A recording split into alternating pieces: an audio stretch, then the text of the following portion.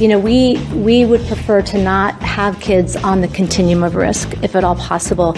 But we recognize that's not possible because kids are kids, and there's many, many, many reasons why they choose to do different types of things. I started saying that, we wish, at least from the FDA's perspective, that kids were not entering into the continuum of harm, but once they're there, how do we care for them? And, our messaging is prevention based. And so we're trying, we certainly acknowledge that teens are teens and that they are experimenters. If we get asked a specific question by a teen, either a direct message to us or via social media about the relative harms of vaping versus cigarettes, we try to be as clear as possible that if your comparator is a cigarette, vaping is less harmful. But vaping alone, especially if you've never been a cigarette user, vaping alone is not benign. And so we try to give them that frame of reference. And what I would say is kids are incredibly smart. I'm sure both of these gentlemen, see that. And they have a crap detector a mile wide. Like if we were to message proactively to teens that vaping is not as harmful as smoking, there are people on both sides of that argument, right? Mm-hmm. One is you could just give them the facts and let them make the decisions. The other side of the argument is then you're getting rid of all the protective factors and you're kind of giving them license to use. And so, we have not tried to tackle that directly in any of our proactive messaging. But when we get questions specifically in social or direct message, that's when we have that one-on-one dialogue. Right.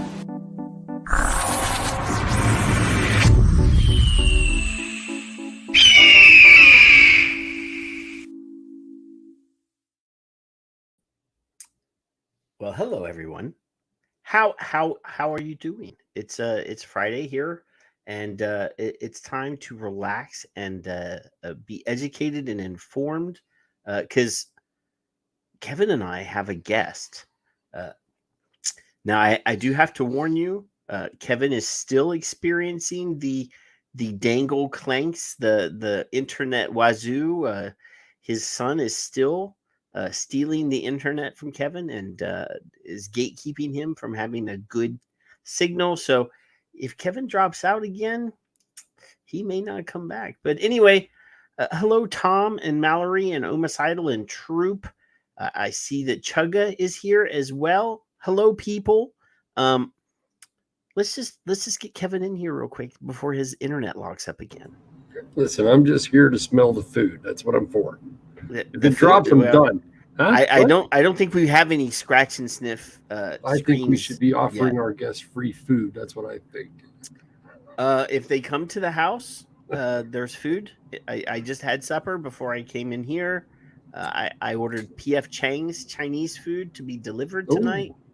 So the wife, when she comes home from work, it's already there. It's prepared. Because I was so super excited that we had a guest tonight that I just could not concentrate on cooking. So I just had to force myself into ordering delivery. Yeah. But since you weren't here last week and you missed out on an amazing conversation with Richard Pruin, I know. You finally, by the time you got your internet fixed, we were done. It was 2 hours of great conversation. I don't know. Well, you already froze up. You already did freeze, and had to extricate yourself. So that was even before we started. If I drop for everybody else, I'm done. I'm just, I am not gatekeeping Kevin, but Kevin's kid is gatekeeping him by stealing the internet. That's right. I think you should make that kid get his own internet so that he can have his own router. That's what you should do. But anyway, enough of us chucklehead nonsense. Let's bring in the very smart, intelligent person that we're gonna make us look better by hanging out with her. There's Dr. Glover. Good evening. Hello, Doctor. Hello from sort of deep winter New Zealand, but it is daytime. Deep winter? How cold is it there? Oh, well, I've got the heater on. I don't know. 10 maybe. So like 40 degrees in real measurements. I don't know how to translate I think it's like 30 degrees more or something like that. It is 102 degrees here in Texas right now. hot. Very hot. That's with the humidity, the heat index, whatever they, that when I was a kid they had one temperature, now they have to have two. They have the thermometer temperature and then the real feel or the heat index temperature. I don't know what that's all about, to tell you the truth, but you have not been on since January. No. Right. You've been hiding from us. Being busy, just busy. Because Too stressed. I sent you an email like 6 weeks ago. We miss your face. Thank you. And you said I Love have a lot of studying to do, and I will come on. And then we had a lot of issues. But anyway, so there's a lot of stuff going on. You have an entire presentation of stuff to give us. Well, just really a catch up. Previously, we talked about the proposed law change that would happen. We got the vaping regulation through in New Zealand. And then immediately almost they began saying, okay, the next step, the next law we're going to change is to take the nicotine out of cigarettes pretty much. And increase and do this, what I call it's a sinking lid policy, where the age of purchase will go up 1 year every year until even a 99-year-old won't be able to buy cigarettes. Anyway, but why would you buy cigarettes when they've got no nicotine in them anymore anyway? And then the other one that they were proposing to bring in was reducing the number of retailers across the whole country from, it's roughly 8,000 shops now that sell cigarettes in supermarkets, petrol stations, down to 500 to 1,000. And you have New Zealand, if you could picture the size of Japan. So that's kind of the same area that we have, but we only have 5 million people. So obviously we have over 1 million in Auckland, our largest city, and then around the country we have cities, and we got a lot of people living rurally, and farmers and people just who love to live out on the coast or in the bush. So there I have major concerns about the negative consequences for a number of subgroups who still have high smoking rates. I mean, that seems odd. I mean, now you're talking about reducing access to cigarettes and vaping products? The vaping products, they already did that with the vaping regulation. So, I really think we're down the rabbit hole now in Alice in Wonderland. It's a topsy-turvy world. What politicians and government officials are saying is rhetoric. It's very cleverly written, so the public and even politicians themselves don't really know what's being proposed. We're seeing, as we have seen over the last couple of years, I have to say, a real attack on democracy. So if I can just sort of, when I started in 1992 on this topic of reducing smoking, and the New Zealand Smoke-Free Environments Act 1990 had just been passed. So I'm very, very familiar with that act. And I'm very familiar, therefore, with how acts used to be written. And it was very specific. It was very clear. It said, this is what we're going to do. We're going to ban advertising of tobacco products. We're going to, it said very clearly what the Ministry of Health was going to do, the actual strategies, the actual tasks it would undertake. And by putting out a draft legislation, a draft bill, the public could see exactly what was going to happen. They could have a comment on that. They could put a submission in and they could say, oh, but when you say ban advertising, and then they could question that, ban sponsorship of sports, for example, and then they could talk about, but our rugby club and, we'll lose this, and the fashion industry will lose the sponsorship it's been getting. There used to be a big Benson and Hedges sponsored the main fashion show of the year. The high school youth rock quest was, I'm not sure, maybe they didn't fund that, but the Health Sponsorship Council, which was set up under that law, very clearly it said we will set this up, and this Health Sponsorship Council will replace tobacco sponsorship while you transition and find new funders. And the thing now is the way that the bill is, this is why I had to study in preparation for coming on the show with you. It's so it's just rhetoric. They're saying one thing, it kind of sounds okay, but they don't say how they're actually going to do it. They're passing all the powers to figure that out, to decide what level will they cap nicotine at. They just sort of have wording like the Director General of Health, who heads up the Ministry of Health, a government agency, that person will get to decide what constituents in tobacco products they want to dick with, they want to cap, or they want to say you can't have.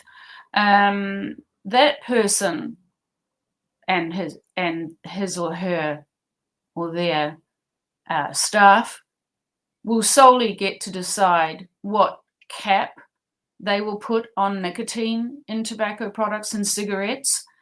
The public are not being told in the Act and what is proposed what that cap is going to be. They're not being told how many shops will be left, just that the Director General will get to set limits on how many shops there will be. They're introducing a licensing system, and they already did this under the vaping regulation. I tried to sort of explain this to everybody. The vaping regulation was very cleverly written to set the precedent for this act that's now being pushed through. How can you have stricter regulation on vaping retailers, manufacturers and importers than you have on cigarettes? Of course you can't have that. That's not risk proportionate legislation. So what they wanted to do to cigarettes, they pushed through on and restricted vaping products first. They introduced the licensing system of vape retailers, specialist vape retailers. So they've set it all up there. And then, of course, nobody can say, well, it can't be easier to sell cigarettes. You've got vaping retailers are licensed, then they have to go through all this rigmarole. They have to pay they've got to apply, they have to pay an application fee. Whether or not the Director General allows them to become a specialist retail shop is up to the Director General. And then if they do, they have to pay annual fees. They have to put in annual returns listing every single product that they stock and sell and how many they sell. Every single product, like a coil, a tank, an e-liquid, of this flavor, of this milligram, every single product. And there's a cost involved in, submitting that report. The vaping regulation already set the framework for the Director General to restrict how many vape retailers there can be and where. So that it's this death by paper cut. People need to realize and start getting involved in looking at laws, because one law sets the precedent and opens the door for the next law. And this is why we've had, instead of doing one smoke-free environments amendment, they split it up into 3. Oh, let's do the ban on smoking in cars while anyone under the age of 18 is present. Oh, sorry, they didn't mention vaping, but of course that was put there when it went through. The ban on smoking, vaping, or using a smokeless product in cars. They did that as one, and then that enabled them to set some precedents. Then they did the vaping regulation. And in the vaping regulation, it said, oh, that other one we passed, the ban on smoking in cars with anyone under 18, that gets amended now in the vaping regulation to add vaping in there and smokeless products. And now they're putting through this latest one, and some of it is obviously rational, because we want risk proportionate regulation. We do not want harsher regulation on vaping products than you have on tobacco cigarettes. So they have to bring in the same things they did to the vaping industry and the vaping retailers, access to vaping products, and make tobacco products not just the same level of access, but worse. So that's, and the thing I really worry about is that the public are being completely, they're not being honest. They're basically not being honest. They're not using plain language. They're not saying exactly what they're going to do.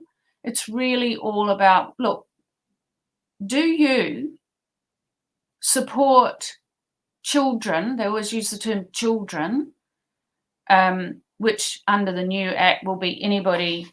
Every year it's going to go up. Children will be 19, 20, 21, 22, 23, 30, 50, 60. Do you support that children should never start smoking? Of course. Who's going to say no to that? So everybody agrees with the intent of trying to make it unappealing and inaccessible, so children don't start smoking. Nobody wants children to start smoking. So the bill is basically putting an intent. This is the intent. Do you agree with that or not? If you agree with that, then we'll pass this and we'll do whatever we have to, within the realms of the 3 things. Strategies. It's just a strategy, really. There's no detail there. And then the we is basically the Director General and the Director General's staff in the Ministry of Health. I see also the FDA are looking at exactly the same cap on nicotine. That creates this competition, this race. Who's going to be first? Well, I mean, they already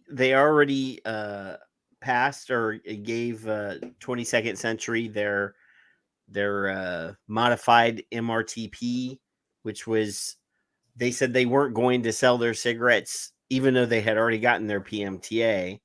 They were not going to sell their cigarettes in America until they got their MRTP, which they did. You know, it's a modified MRTP, but and we've already discussed the reduced nicotine cigarettes on here before.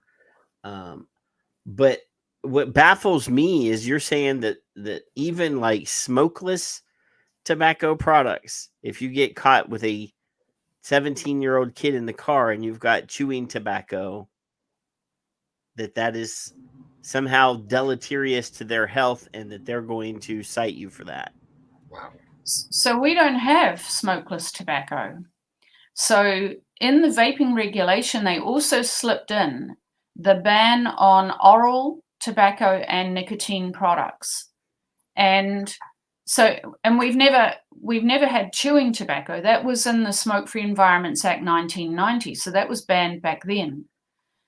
But of course, with the with snus, and I was part of in Smoking NZ, and for 10 years we lobbied for snus to be legal. It was never actually illegal, which was found out in a court case. So we've talked about that before, I'm pretty sure. So snus actually wasn't illegal, but the Ministry of Health kept saying it was because they classified it as a chewing tobacco.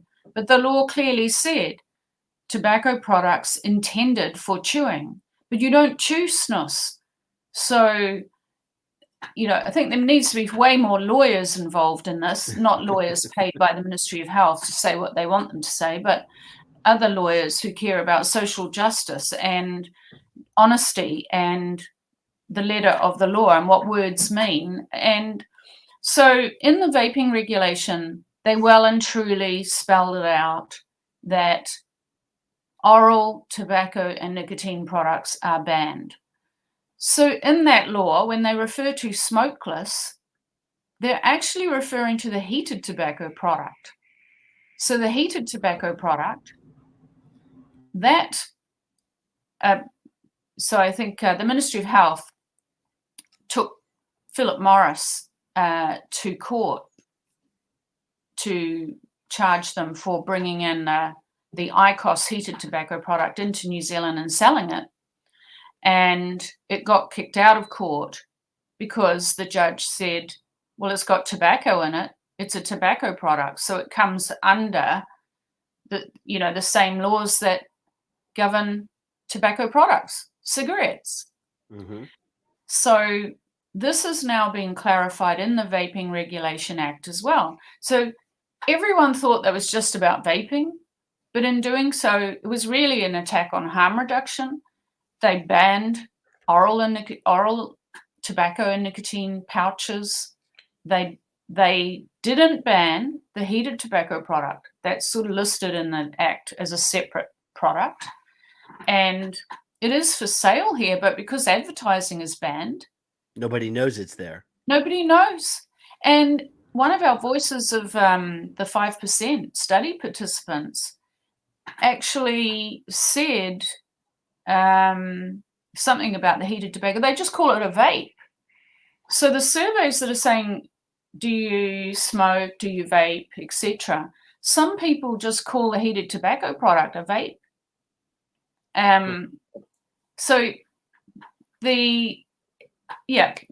anyway, with the three, they were also talking about banning filters, which really bamboozled our voices of the 5% study participants. Just to recap, for those who don't know, the voices of the 5% study, we're following 62 people who, it was a couple of years ago now, we recruited them.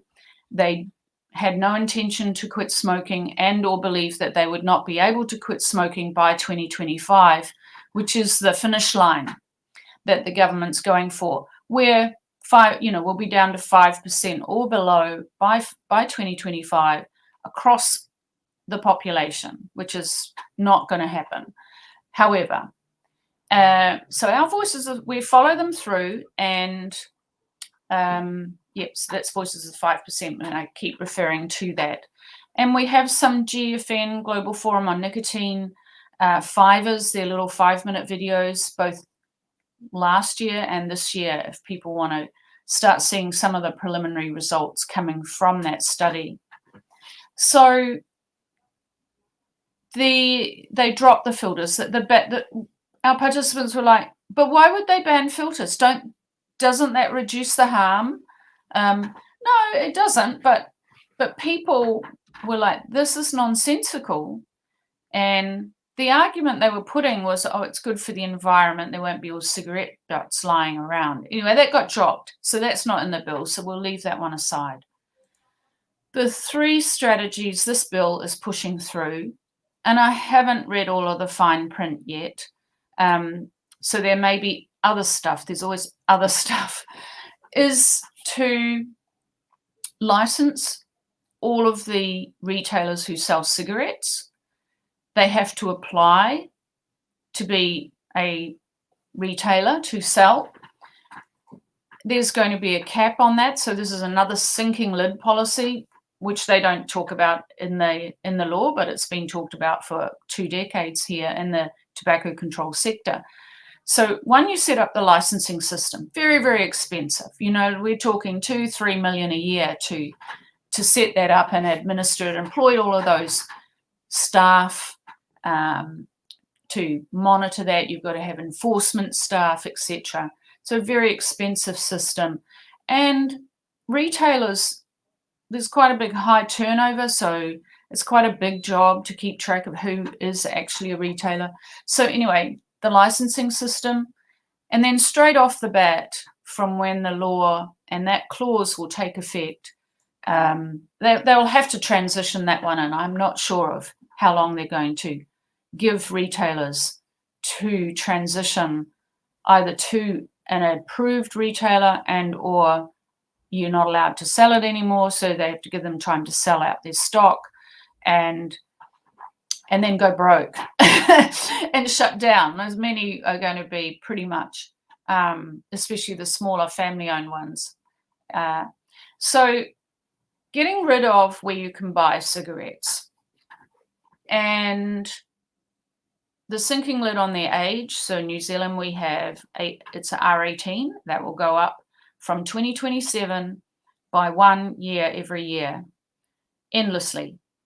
And that's another huge cost. It goes into, you've got to enforce it, you've got to do controlled purchase operations, which I think you're going to show us a video of. And the third one is the one I'm really most concerned about, and that is the cap on nicotine in smoked tobacco. So which one did you want to delve into, or what questions have you got? Well, I mean, so you're saying that they're gonna reduce the outlets for all of it. They already have. Yeah, they've already reduced outlets for vape products, sort of. So when the bill went through, specialist vape retailers, there was all this criteria around them. For example, we know of a guy in a mobile van used to drive around a rural area selling vape products. Well, the Act banned that. You have to have a bricks and mortar store, and it had to be of a certain size.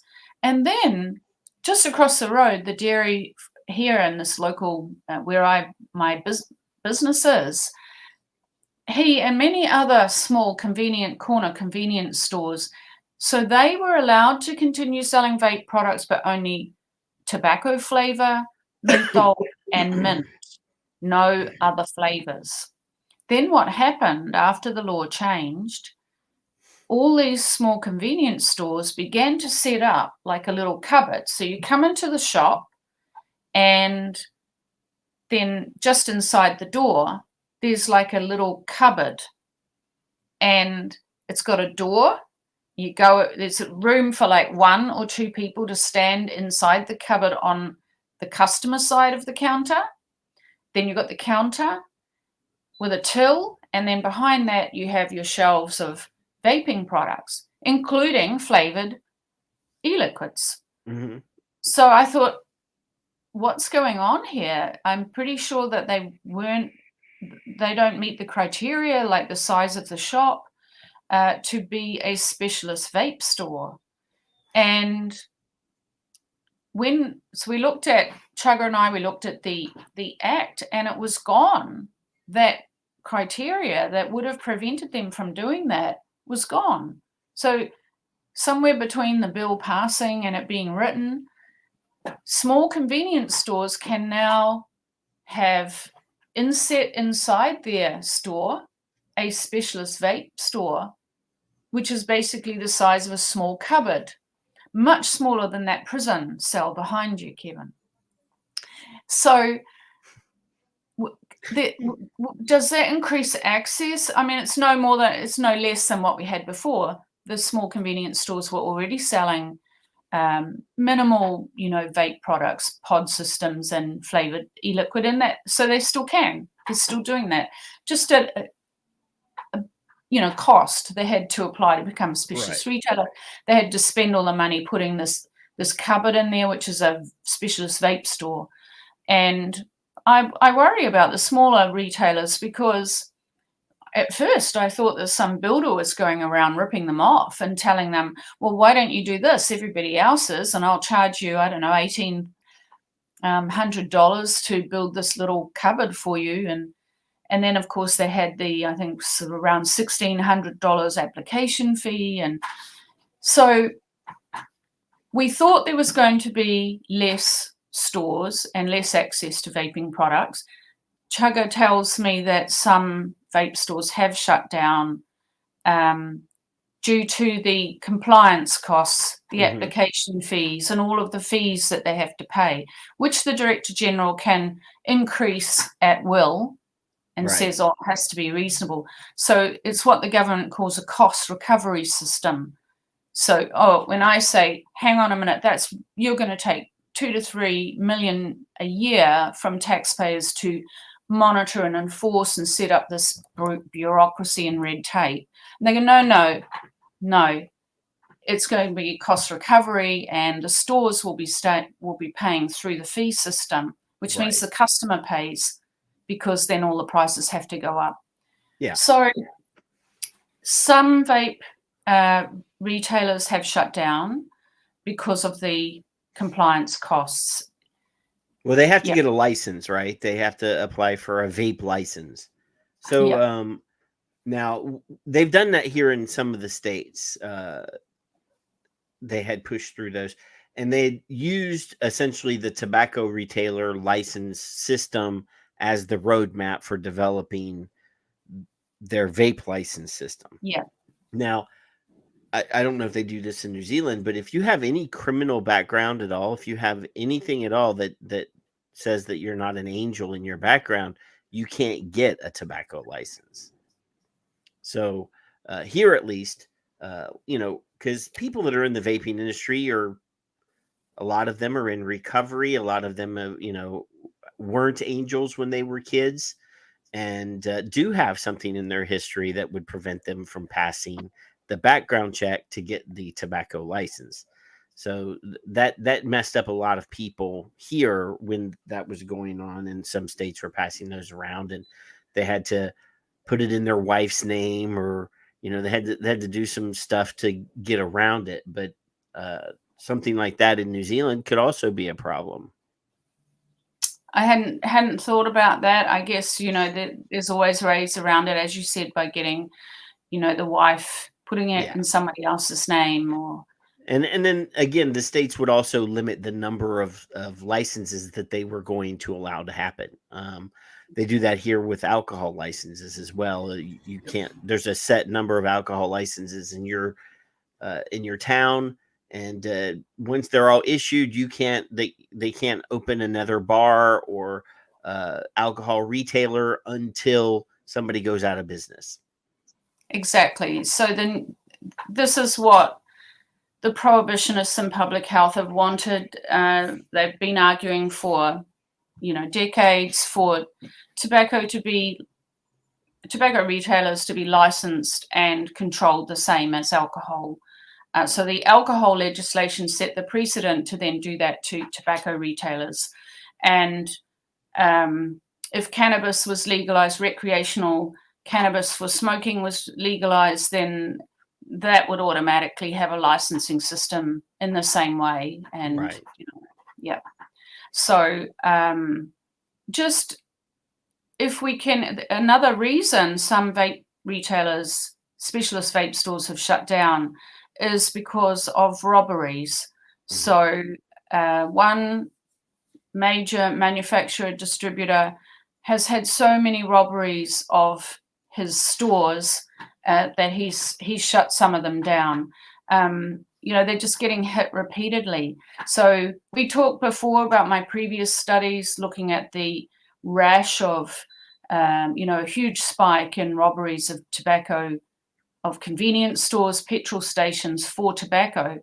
And that kind of has dropped off, but vape stores are also being hit quite regularly now as well, as vaping has gone up. And I sent you that, I sent one graph, but we've seen it before. Smoking's come down and vaping's displacing it in a perfect picture. And as the demand for vaping products has gone up, the robberies of vape stores has also gone up. So the black market deal now in both cheaper cigarettes and vape products. Right. Last week we played, or 2 weeks ago maybe, we played 3 different news stories from different places here in the States where minors were arrested for armed robbery, breaking and entering into vape stores. There was 3 kids go into a vape store, tobacco retailer, and essentially assault a guy to steal stuff. They all got arrested. But yeah, I mean, everybody wants to know where these kids are getting them. Well, they're getting them from straw purchases, and now they're getting them from armed robberies. It's ridiculous. And this is, one of the reasons why I'm very concerned about the negative consequences of this latest law that they're now ramming through Parliament is really much, much clearer prohibition. So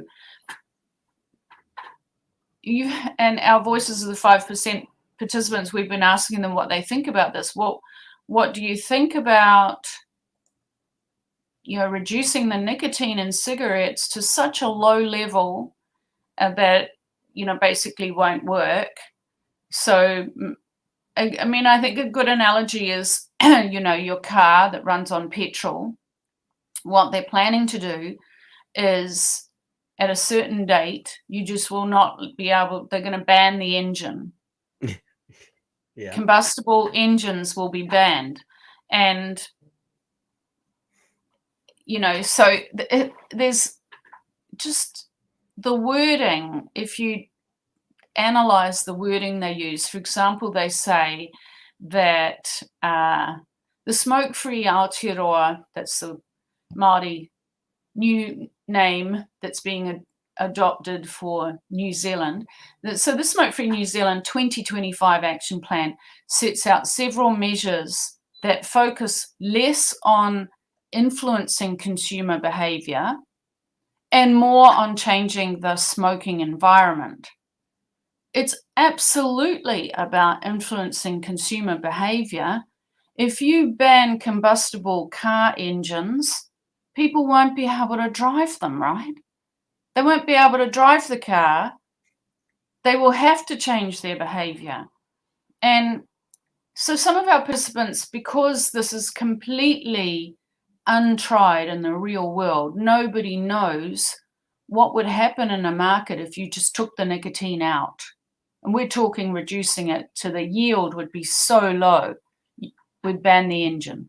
And nobody knows what's going to happen or what would happen. And the people here, even people who smoke, don't know that. And the nearest kind of analogy they can think of is maybe they vaped with nicotine and they vape without nicotine. Oh, maybe it'll be like that then. Or maybe it'll be like low alcohol beer. They know what that's like. What? Yeah. Richard Pruin was on the show last week. I know you're familiar with Richard. Richard actually got his hands on some of the very VLNs, and he smoked them, and he had said prior to this experience that he had been on the fence. If it was going to help some people, he wasn't going to poo-poo it. But he said after he had the VLNs that he completely changed his mind. He said the experience was so insidiously smooth. There was nothing of, when you first smoke a cigarette and you get that harshness, you cough, and your body has to acclimate to this. He said it was so mild that he could see himself just smoking through the entire pack with no compunction, because it was so just gentle.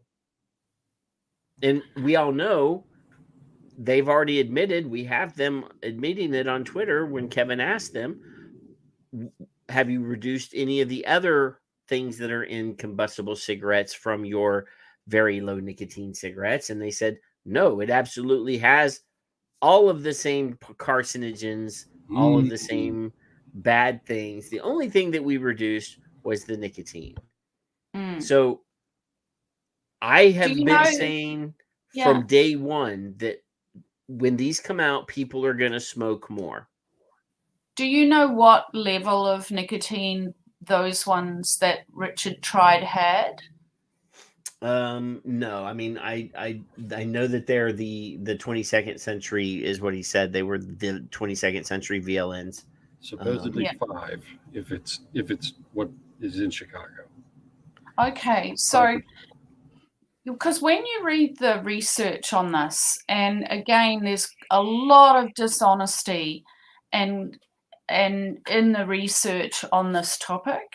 The researchers, many of them are clearly proponents of this prohibition strategy, and they also just lump together, when they're talking about very low nicotine cigarettes, VLNCs, they lump together a cigarette that's got, say, 2 milligrams or 4 milligrams, not 4 milligrams, but or 1 to 2 milligrams. Whereas what has been pushed very, very hard by the prohibitionist anti-smoking, anti-vaping academics in New Zealand, they want the government to cap at 0.05. That's the yield. The yield will be 0.05 milligrams per gram. Now, that is a lot lower. Like a nicotine gum, you can get nicotine gum or nicotine lozenge that has 1 milligram of nicotine in it. You can get 2 milligram nicotine lozenge gum. So what they're talking about is 0.05 milligrams yield. That's all a person's going to get out of it, which I've talked about before is, just really a trace.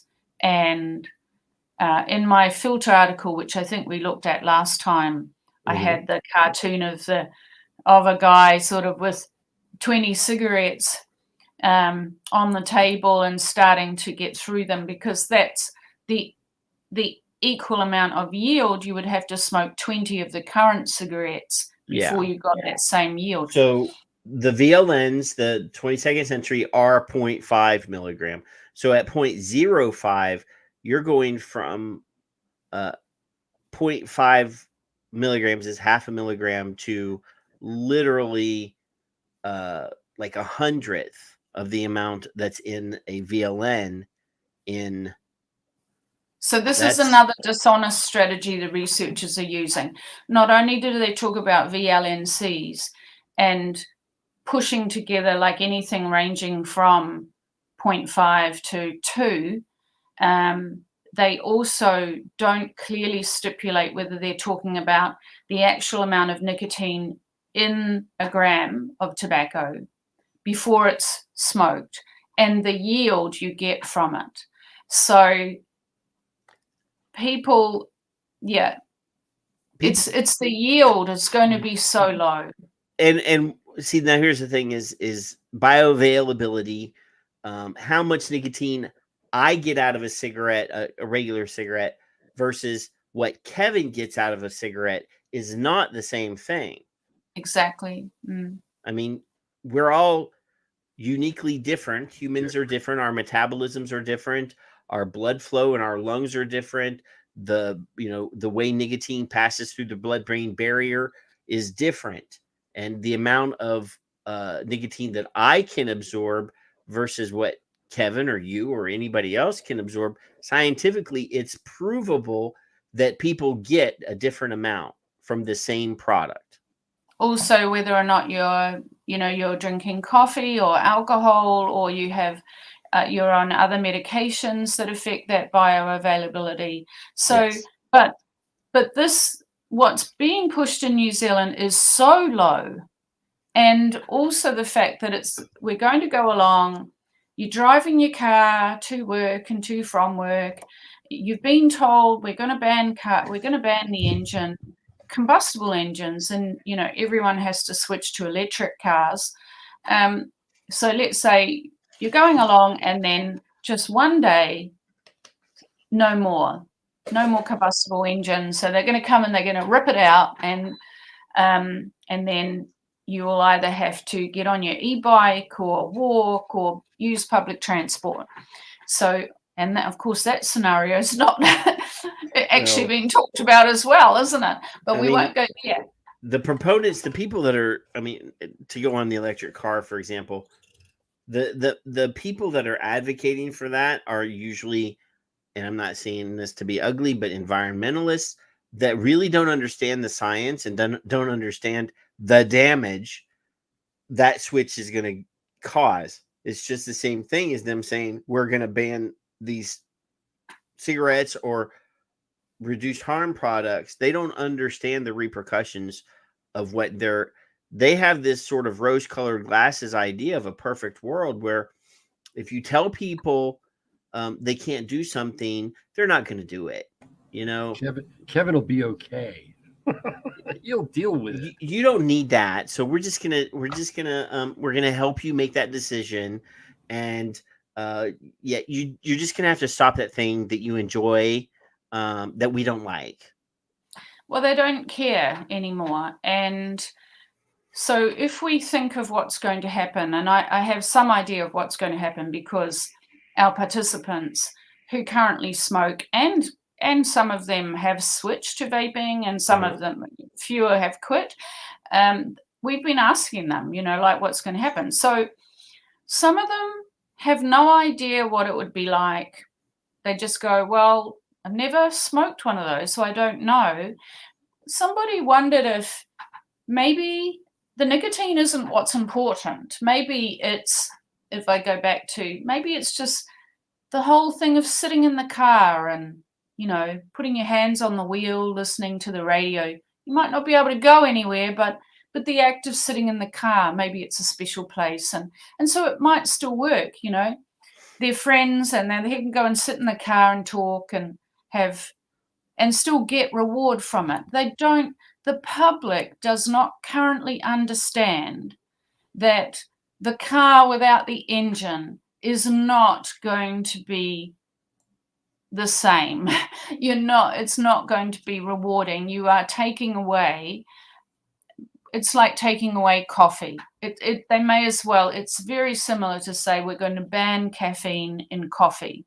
Now, if they said they were going to ban caffeine in coffee, and they'll say, look, you could still go and sit in a cafe and have a decaf. You could have a tea. You could switch to green tea. Not chocolate milk, though. That's bad for you. That's fattening. And so the public do not understand that that's how radical this is, that this is prohibition. It's like saying you can have marijuana and you can smoke it, but we're taking the THC out of it. There will not be any THC. You could even say, well, we're going to take the CBD out as well. Because nicotine does have some beneficial effects for people. That's why people smoke. And people who have some mental health conditions or neurodiversity or, other conditions, nicotine works for them in a beneficial way, psychoactively. It speeds up metabolism. It helps people control their weight. And again, there's this dishonesty across the tobacco control research field.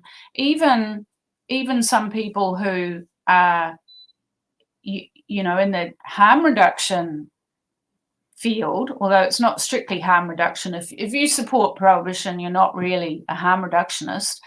You're talking about reducing harm or reducing risk, but that's not the same as harm reduction. Even some researchers in harm reduction, tobacco harm reduction, say these kinds of things and hide. They're very, very reluctant to say that there are any beneficial psychoactive or biological effects of nicotine. When there clearly are. There is research out there, you know, for Is that part of the problem? Is that if they explain that the way you just have, because there are benefits, obviously, we've talked to Richard, you, Dr. Gardner, it's Chugga, ourselves, and we know that, and they don't want the public to know that. So it's like we have to cap this now because we don't want to admit how wrong we really are, and that's the crazy struggle to get it done quickly without them knowing. That's a perception more than a question, but it's insane. If people cotton on, you know, I mean, if we have probably the best one is to look at the increasing obesity rates, especially in developed nations. So, you know, there is existing research where they worked out that the reduction in smoking prevalence rates contributed about 14% to the increase in obesity rates. So the other thing that happened, and I can refer to Steve, my partner. He was a smoker when I met him, and he gave up for, you know, in time for the birth of our daughter, and then he began to put on weight and went into, and he was diagnosed with diabetes type 2. So that's a well-known potential risk. Not risk, we shouldn't say risk, but it's a potential thing. Everybody knows that when you stop smoking, and all cessation providers, and I've been teaching this for 30 years, when you're supporting people to quit, you must also talk about that they will need to change, they will need to look at their diet, they will need to increase their physical activity. So it's well known that there's about 5 kilos, do you use kilos? 5 or stones, 5 kilo on average, 5 kilos difference. Everybody puts on weight as they age, unless there's, you know, something else going on, but on average. And a person who has smoked, their weight is on average 5 kilos less than what they would have been if they didn't smoke. Yeah. So when people quit, they're going to put that on. They're going to go back to their genetic, you know, weight that their body's like, I'm going to be like this, I'm going to look like this, and I'm going to carry this much weight and fat in my cells, etc. It's a well-known fact, and I think that there is a lot of suppression of that knowledge. This is scientific knowledge. We know this. And like you said, Kevin, they're like, we can't let anybody know that there are any beneficial psychoactive or biological, you know, benefits to nicotine. It's up. Yeah. And it's the same as caffeine, right? Very similar effects with caffeine. So we had Dr. Glover on a while back. Not Dr. Glover, Dr. Gardner. We had Dr. Gardner on a while back, and we were talking about neurodiversity. We were talking about the beneficial properties of nicotine in certain people, specifically depression, you know, mood disorders, you know, all sorts of stuff. Schizophrenia. Yeah. Well, and Kevin Dr. Gardner said, he says, they're going to soon start drawing correlations and essentially say, instead of people using these products because they are depressed, because they have ADHD, or because, you know, the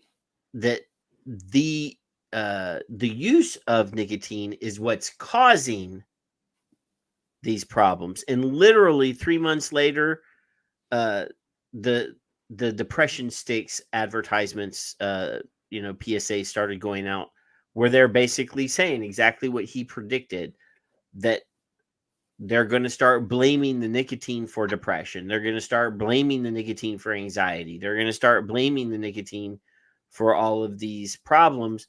We know, I mean, I can pull it up. We know that 40% of every cigarette, or all cigarettes that are purchased and used, are used by people that have, neurodiversity problems, people that have mental illness problems, people, that are wired differently. Almost And so, half of all cigarettes. Yeah. And so one of the problems that I find very frustrating, having, been in this science on this topic for 30 years, is that people are not looking far enough back in the literature. That was already established. There were studies on the relationship between smoking and depression. And I remember a study where they basically found, there's kind of like a gene, and if you're susceptible to depression, the same gene was related to being susceptible to smoking.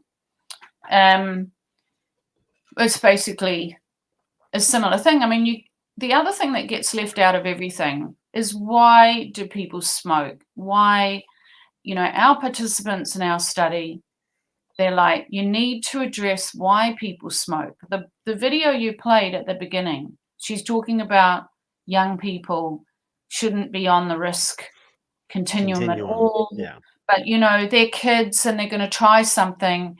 And so, but, if they do smoke, why do they smoke? Why don't they ever look at why people smoke?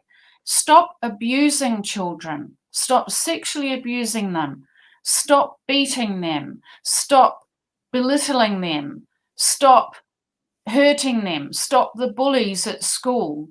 And all I have of to that. digress. I have to digress for a moment, because you talk about child abuse, and something happened this week on Twitter that I feel like everybody, needs to understand. And this is a little bit of people not wanting to admit that they don't know everything, people not wanting to admit that what they believe is not true, and people refusing to acknowledge when they've been proven wrong.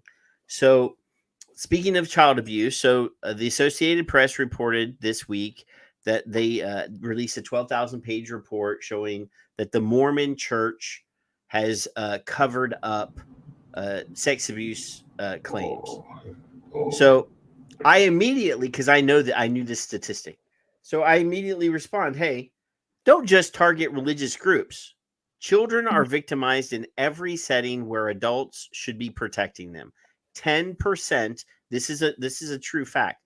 10% of public school kids in the United States are sexually abused by teachers.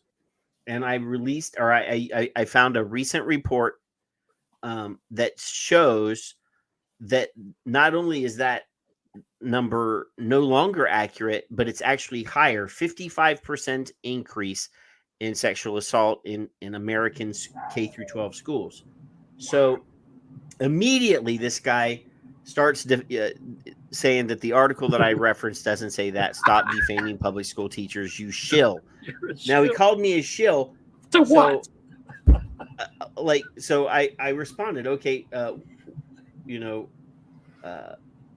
have to actually click on. What are you shilling for? So I actually found the statistic with a graphic showing that in a 2004 report, 2004 it was 10%. Wow. The most recent one was 55%. Now this guy here, Grayley, gets 11 likes for calling me a shill, right? And I'm like, okay, so I'm going to show you the proof. I gave him links to show. And this is the website. This is a Innocent Lives Foundation. They are a nonprofit that tracks sexual assault, sexual abuse, and specifically this section here is about sexual misconduct in the classroom. And right here, in 2004, the U.S. Department of Education released a report that looked at sexual misconduct in the classroom. The report concluded that roughly 10% of students experienced sexual misconduct by a teacher at some point during their K through 12 school experience. And although the report is from 2004, various studies and reports in the media are backing it up. So the article that I linked was more recent, and it said that it's at a 55% increase. But nobody wanted to admit it because I was saying bad things about teachers. So this guy gets a whole bunch of love because I said something that said something bad about school teachers. And I'm like, every way. And then later on, this other guy who hates Mormons came on and was like bashing me because I was protecting Mormons. And I'm like, no, I'm not protecting Mormons. I'm basically pointing out the fact that evil exists everywhere and bad people do bad things. Adults do bad things to children. I said, I'm not defending your religious pedos. I'm just saying that you need to be aware that 10%, 1 in 10 children in American schools are being sexually abused by teachers. And you should be aware of that. This should be on the headline of this should be on the front page of every newspaper in America until it's no longer a problem. But no, they don't want to admit. They don't want to have the same social stigma that they do about smoking as they do about pedophilia, is what you're saying. Right. Yeah. So, it just annoyed me. I'm like, yo, I'm not saying that Mormons are okay, that no, they're covering it up. That's evil. We need to stop that. But no, they weren't willing to. They were unwilling to admit that teachers could also be evil. Jesus. So I was hoping to do a study actually looking at the relationship between looking at the child sexual abuse figures here in New Zealand and smoking prevalence figures, but because of all of the attacks on me and because of the Foundation for a Smoke-Free World funding, that study, the person who was going to do that study didn't want to go ahead with it. So I think that it has been a really overlooked. It's just one thing that undermines a person's everything, and that makes them more susceptible to needing a psychoactive substance to get by, to cope. And stress, trauma, abuse, being neurodiverse, all of those things. Being stigmatized, being bullied. And, so the researchers, especially now with wanting to take the nicotine out, they're making a lot about nicotine being the cause of why people smoke and the addiction being the cause of why people continue to smoke. And so if we just take the nicotine out, everything's going to be solved. And that isn't why people smoke. People smoke for nicotine to meet a need. And what are those needs? And they need to be understood. So one of the questions that Richard brought up last week when talking about the VLNs, for example, we all know that whether it's a happenstance of combustion or the aging process of tobacco for use in cigarettes, that a certain level of MAOIs are generated when smoking the cigarette, which is something that vapors don't get from vaping. But he said, and there's no science behind this because we haven't tested this, but he says he felt when smoking the VLNs that sort of MAOI euphoric feeling from the VLNs. And that was another reason why he said he could, if he hadn't caught himself, he could have smoked more of them. Right. Yeah. So I think I might have mentioned to you about Dr. Penelope Truman, who was a colleague of mine at Massey University. And when I was at University of Auckland and co-directing a large program of tobacco control research, we funded her to do some work looking at monoamine oxidase inhibitors in, I think, in vaping products. And so she's done some work here in New Zealand around identifying. So there's many different sorts of monoamine oxidase inhibitors, the MOA, that one, and she has actually published a study analyzing a few different e-liquids and found some monoamine oxidase inhibitors in some e-liquids and not in others. So it's something that can be put in. And there are other constituents that also contribute with addiction. I don't like to use the word addiction, because really what we're talking about is dependency on. Thank you. Yeah, that's one of the studies. There's dependency forms on something, and so, like many people talk about a habit, but then you don't feel normal unless you're putting that extra whatever it is, and whether it's chocolate, ice cream, chocolate, coffee, and some people feel just as dependent on sugar, for example. So dependency can form based on things being a habit, but also that there is some biochemical reaction in the body. So the tobacco control sector are really ramping up on this using the term addiction and addictiveness, and really hiding that the emphasis should be on why do people smoke and what do we need to change to reduce the risk that people will become susceptible. Like, let's address the reduction of, and let's ban child abuse, shall we? That would be good. Let's enforce the law to prevent that from occurring. Let's increase the, what the justice system can do for people who abuse their children. And that's just one trigger of smoking. Then poverty. Obviously, many of these measures the New Zealand government is now going to ram through, reducing. So let's say someone's already on a low income, and the Director General is going to be given the powers to go, now there are more smokers in low income areas, so let's not allow any tobacco retail outlet there, because that will help them. Well, yeah. All that will do is mean that the people who smoke in that area have to go to another area. So that's an extra cost. Oh, that's good. That'll hurt them in the pocket.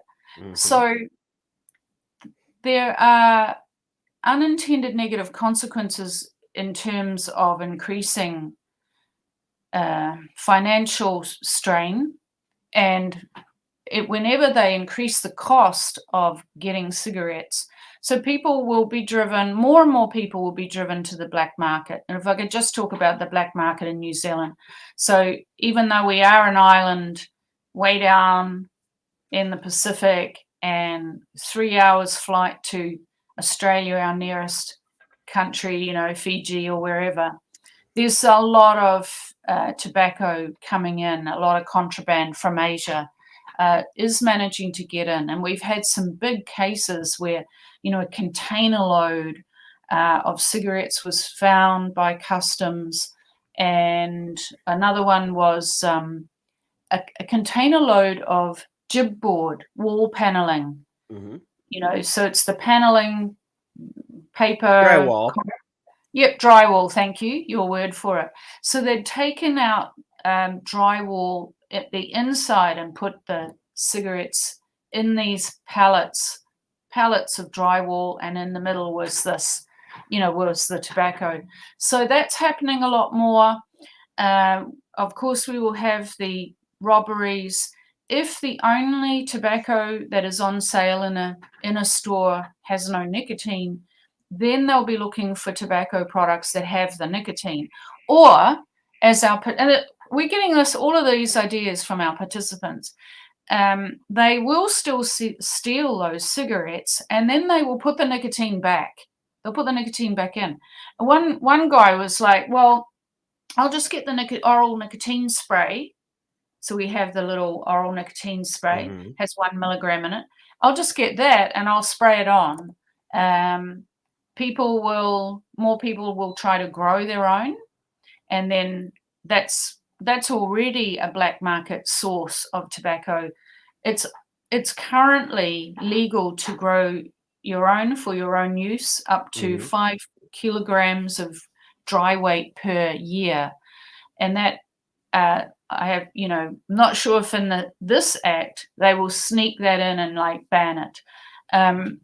The people will be getting nicotine that, be trying to buy nicotine for mixing their own e-liquids, and will be trying to put it into tobacco leaf. So there's going to be all of this doctoring going on. And just like you had with the Avali scare, where they were doctoring the liquids for use for vaping cannabis e-liquids, you increase the risk of harm that some of these doctored black market products may actually have other things. It may have bacteria, it may have other drugs or other substances that they use to cut to make it go further to get more money. So we really will have a huge demand for black market tobacco. A participant said that every time the tax increases the price of the legal tobacco, the black market rounds up. So it used to be $10 for a packet of 20. Now it's up to 20. If the legal tobacco cigarettes become $40, then the black market will round up to $30. So, and there was one incident recently where a woman was selling tobacco out of the back of a van in South Auckland, which is one area of Auckland which has a higher proportion of Māori and Pacific and lower socioeconomic people living there. And there was some ruckus going on, and some guy was like arguing with her. She ended up driving off with him hanging off the van. And, we will see more of that sort of thing. We know for a fact that when black and brown people sell tobacco illegally, nothing bad ever happens to them. Yeah, right. No. So, and I think I've already talked with you about our huge overrepresentation in prison. 62% of the women in prison in New Zealand are Māori women. And among our young men, it used to be that their entry into prison were car-related offences, driving without a warrant, without a registration, without a license. And another colleague at Massey University who tracks that kind of data said that during that spike of robberies, the robberies for tobacco became the entry to prison. That was the ticket to prison for our young men. So I'm concerned about that. The age one, I'm not that concerned about. That's really virtue signaling. People will just get someone older to buy their cigarettes. And, it's going to be big business for someone who's 90 eventually, They'll be the only one that can go in and buy cigarettes for all their older mates. They actually did try to pass that legislation in Hawaii a few years ago, where, it was T21 ostensibly, but then it had written into the bill that every year the price or the age to buy would go up by 1 year, so that eventually, yes, you would have to be 99 before you could buy. And it didn't pass. Right. I'd like to buy 700 cartons. Common sense ruled out on that one. At some point, they have to admit that you're an adult. I mean, we can actually track their change in philosophy about who is a kid and who is an adult. When the smoking age got so low that the only way that they could make their numbers look good was by increasing the age of the people that they were reporting. So it used to be at age 18, you were an adult. So you were an adult after you were 18. But the smoking numbers started going down. The youth numbers were going down. So they said, oh, well, let's include the young adults up to age 25 in our numbers so that the numbers look better. Yeah, that's right. And there's a lot of political currency in always being able to say children, and we've got to do something about the children. And then that also is all about getting funding and ongoing funding.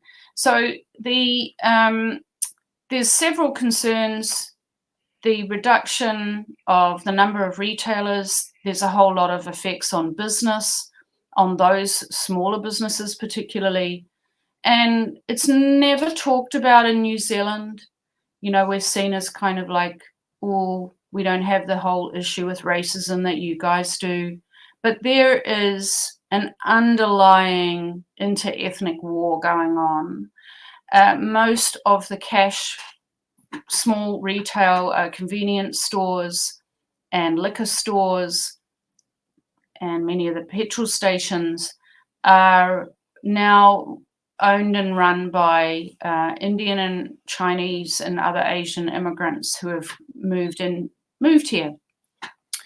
So there's a lot of anger from among Māori and even maybe Pacific people, not so much Pacific people, but even also the dominant European, towards who many are racist, and they don't like that. And it's seen as like they're taking all the jobs, they're taking the businesses over. And so people it's kind of like no one really cares about these shop owners.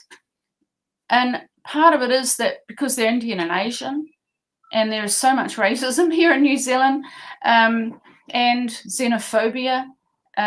So nobody cares what happens to them, but some of them are going to be really hard hit by losing one of their, many retailers will say, without that, I will go broke.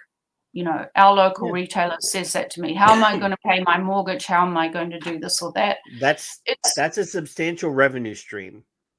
It is. Unfortunately, it is. And for them, it's also, well, why would you, with supermarkets, most people they now go to a supermarket, they get everything from the one place. So these small convenience stores, which are iconic cultural community places, are facing redundancy, really. Why would people go to a convenience store? Well, I need milk and it's after hours, the supermarket's not open or whatever. But people going there for cigarettes are one of their, what's it called? A leading, something that brings the person in to the shop, and then they make spontaneous purchases of a chocolate bar or, that's right, I need milk or bread. And so it's fairly serious. And I think that there should be a program that looks at, you have to have a program. How are we going to transition these convenience stores so that they can supply something else of value so they don't go out of business? So here, obviously, I used to buy my cigarettes at the convenience store because I was there to get gas. Fill up my car, go inside, grab a soda and a pack of cigarettes, go to work. That was where I got my cigarettes. If you took, here in the States at least, if you took cigarettes out of the convenience stores are now having to diversify because cigarettes are down, obviously. They're still selling them. So, the convenience store that's right over here now sells pizzas. Right. Now, I don't know what the quality of a pizza from a gas station is, but, they're selling, I used to live in a dry community where you couldn't buy beer anywhere.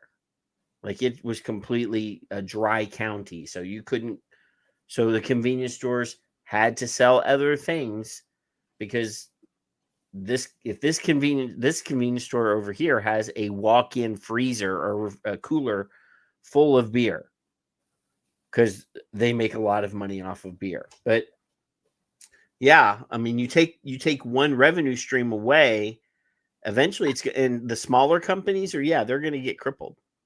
Well, our convenience stores don't sell liquor. That's already, liquor's already gone through that whole thing. So only a licensed liquor store can sell liquor, and the supermarkets. We're talking, our liquor is sold at a liquor store, but beer is sold everywhere. No, any alcohol can only be sold by a licensed liquor store, or they have to have a license to sell alcohol. And the supermarket can sell beer and wine and cider, but not spirits. But our convenience stores only now have ice cream, bread, chips, soft drinks, all of which are targets of public health. The soft drinks take the sugar out or lower the sugar. Ice cream, somebody complained to the regional public health service that a convenience store had an ad for ice cream on the outside of the convenience store. And so their other products are also being targeted. They don't have alcohol to sell. Not good. So yes, I mean, it's especially the independent convenience stores. I can see that being a huge problem. Yeah. Anything that they take away, though. I mean, most of those are not. Most of those businesses do not make a lot of money to begin with. They're usually hand to mouth. And then many of them are small family businesses.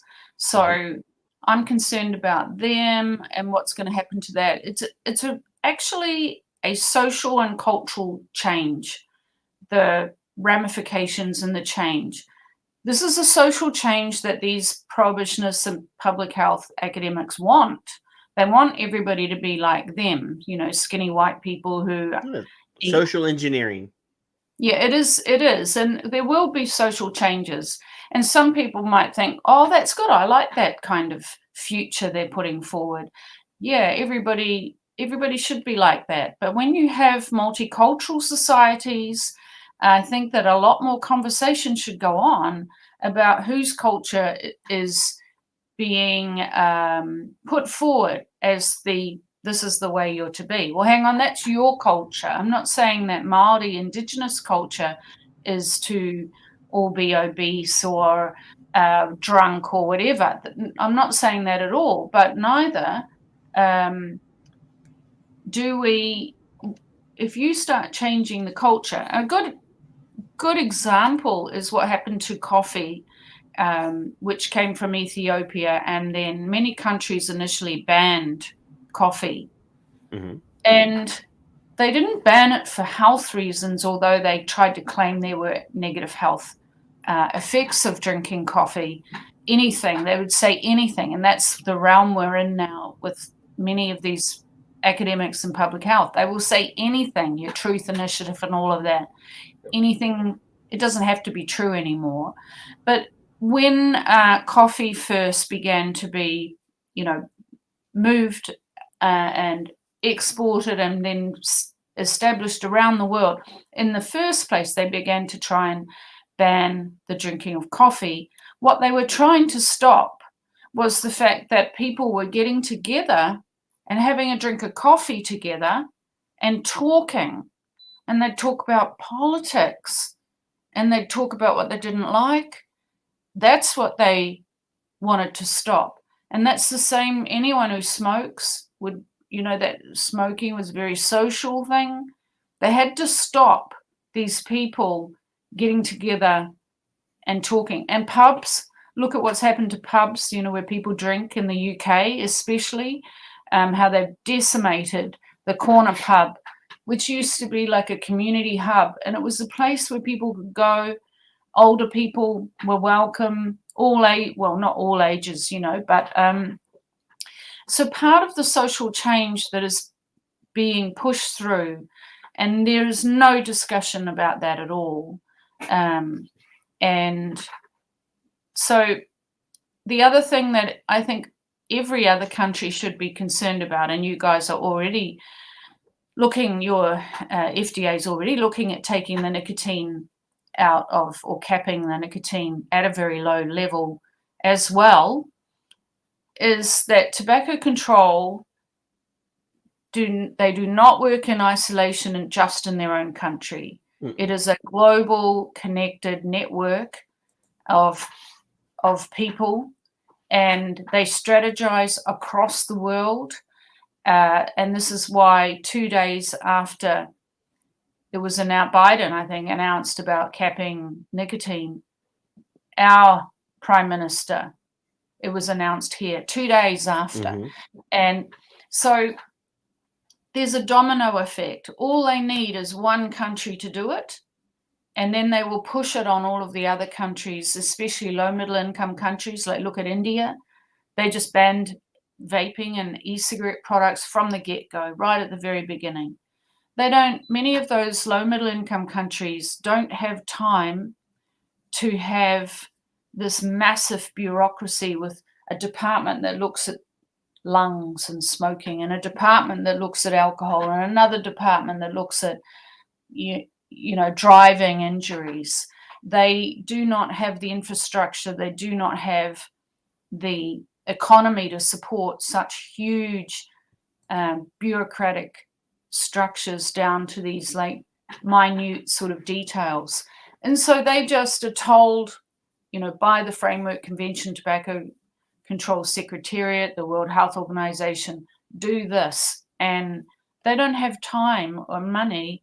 They have much bigger issues on their plate, so they're just going to do it. So, yeah, Bhutan was the first country to ban the sale of tobacco products, but it was landlocked and everyone just went across the border.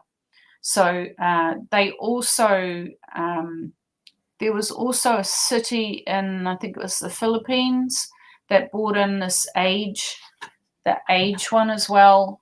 And then they had to repeal it. So part of it is that it doesn't work. People will just get someone older to buy cigarettes for them. I'm not that concerned about that. However, the implications, the consequences of that virtue signaling and of a government saying, yes, let's do this, it stops anybody looking for the evidence to support such a move.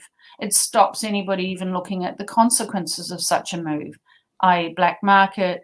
Who is going to get arrested for selling tobacco to a minor? Who is going to end up fined, and who's going to end up in jail? Yes, it's going to be those groups who are marginalized and already discriminated against and already who fill the prisons. And that's for me, that's my people, that's the Indigenous people. And many of the Indigenous people working in tobacco control now, because I've been completely blacklisted and cut out, they're like puppets for those white academics from the UK. They just spout everything that group say, and there doesn't seem to be, we're talking maybe a generation, it's another generation from when I started, and all of those older Māori who used to say, we need to look at why people smoke, we need to address why people smoke, and we used to be a people of compassion and love. These are our family members you're talking about, and we're not going to stand by and support a law that's going to hurt our people. The younger people who are in now, and there's a lot of people in without the qualifications, the PhDs. I like look at who's there. Is there a PhD there anywhere? They're there for a reason, because they're there to agree and to create the illusion that the Maori nation supports this. Same thing's happening in America with First Nations people, Native American people, in Canada with First Nation, in Australia with the Aboriginal people. So a paper just came out. I tweeted yesterday. A paper's just come out, put out by some Aboriginal/Torres Strait Islander Indigenous researchers in Australia, what's the evidence for reducing smoking among pregnant women? And I'm reading through the paper. I'm like looking for vaping. Is vaping in here? Have any of the participants said that they stopped smoking for pregnancy by using vaping? That would be interesting to know, given how Australia is about vaping. You know, the disinformation and lies about vaping is just extreme. And so there was nothing about vaping, nothing about vaping. And then I got down to one of the results tables. And smoking prevalence, it goes those who smoke cigarettes, those who smoke loose tobacco, and those who smoke vape liquids, those who smoke e-cigarettes. And it's like, oh my gosh. Did they do this because they truly are ignorant about vaping and think it's smoking? Or did they do this because they were told to by the white prohibitionist academics? Did they do this because maybe the Medical Journal of Australia, this was in the Medical Journal of Australia, did the journal editors and reviewers say, no, you can't have vaping as a separate thing, put it under smoking? Did they do it because they're afraid that they will get bullied like I have been, that they will lose their funding? And one of the authors is part of the group that has been trying to get rid of me. You know, it's just the dishonesty that's going on at multiple levels, the lying to a younger generation of people who are going to come through as researchers and supposedly scientists. The scientists and medical doctors who are being encouraged to write about this topic that they know nothing about, that's not in their realm of expertise. And so they have, I just rejected, 3 or 4 papers that have been submitted to Harm Reduction Journal this week. They go, the literature says this and this and this. And I'm like, where's the rest of it? And this was another paper about reducing smoking among pregnant women in the UK. And they go, there's not very many trials. And I'm like, yes, there are. There are several trials. There's my trial. There's some trials in Australia. My trials, some trials in Australia. And they quoted, and there's even been trial Linda Bald and others in the UK. And I'm like, they haven't even got there were maybe 1 or 2 they cite. They've missed all this literature.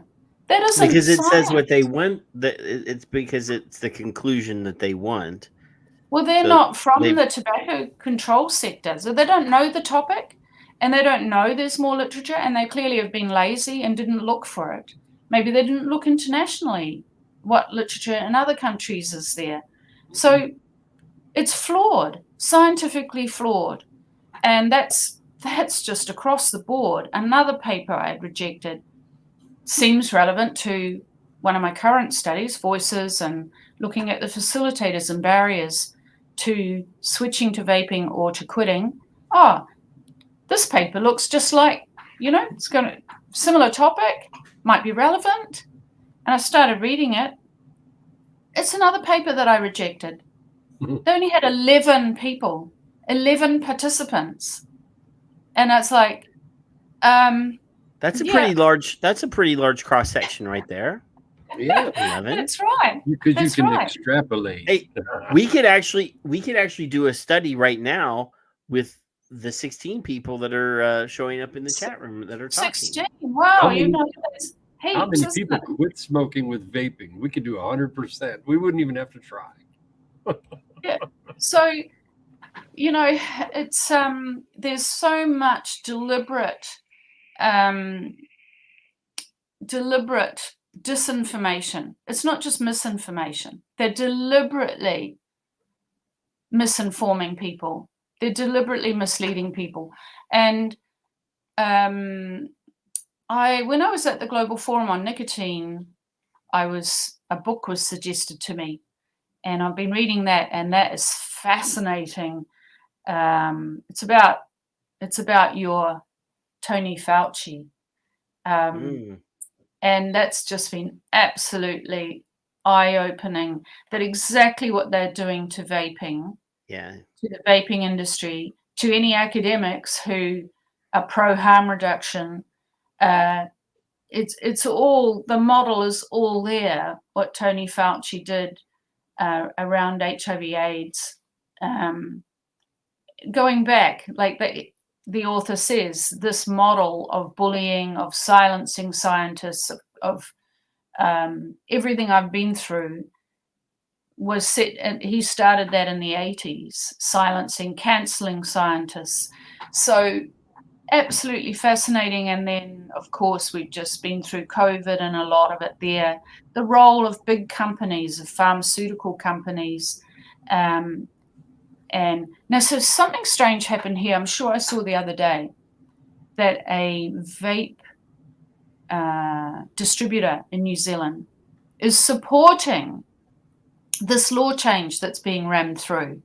They're supporting it because it's going to push people to vaping.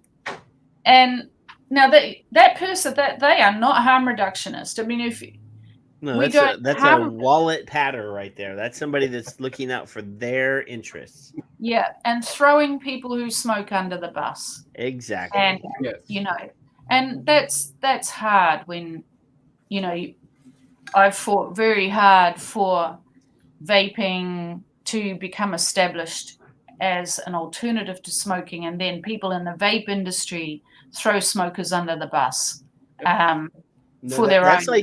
That's like here in the States, we had plenty of people in the industry who were out there supporting online sales bans because it would push people to come to their place of business to buy product.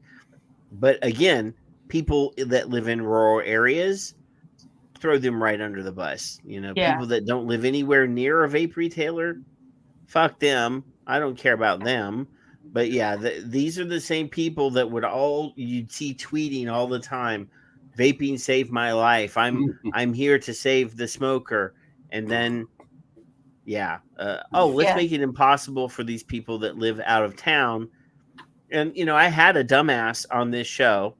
Hey. I always like to call my previous guests dumbass, but wonderful. He came on this show and he was like, this is good for vaping and blah blah blah. And I'm like, what about those people? Oh well, vape shops will open vape shops wherever they are. And I'm like, so if a guy lives in a rural area and he's the only vapor in that area, a vape shop's going to grow in the middle of a cow pasture somewhere because there's a guy out there that vapes? I said, where is your fucking head? But, that's right. This was a guy who opened a FDA compliance business without any fucking experience in the, and I haven't seen any of his companies that he did their PMTAs. I haven't seen anybody get one through. So, but this is just a profiteer. These are people that are claiming to be advocates for this that are just out at, to pad their wallets. Yeah. And I mean, why would anyone in the vaping industry support banning flavors? And, so, that's a shame when that happens. Kevin and I vape tobacco.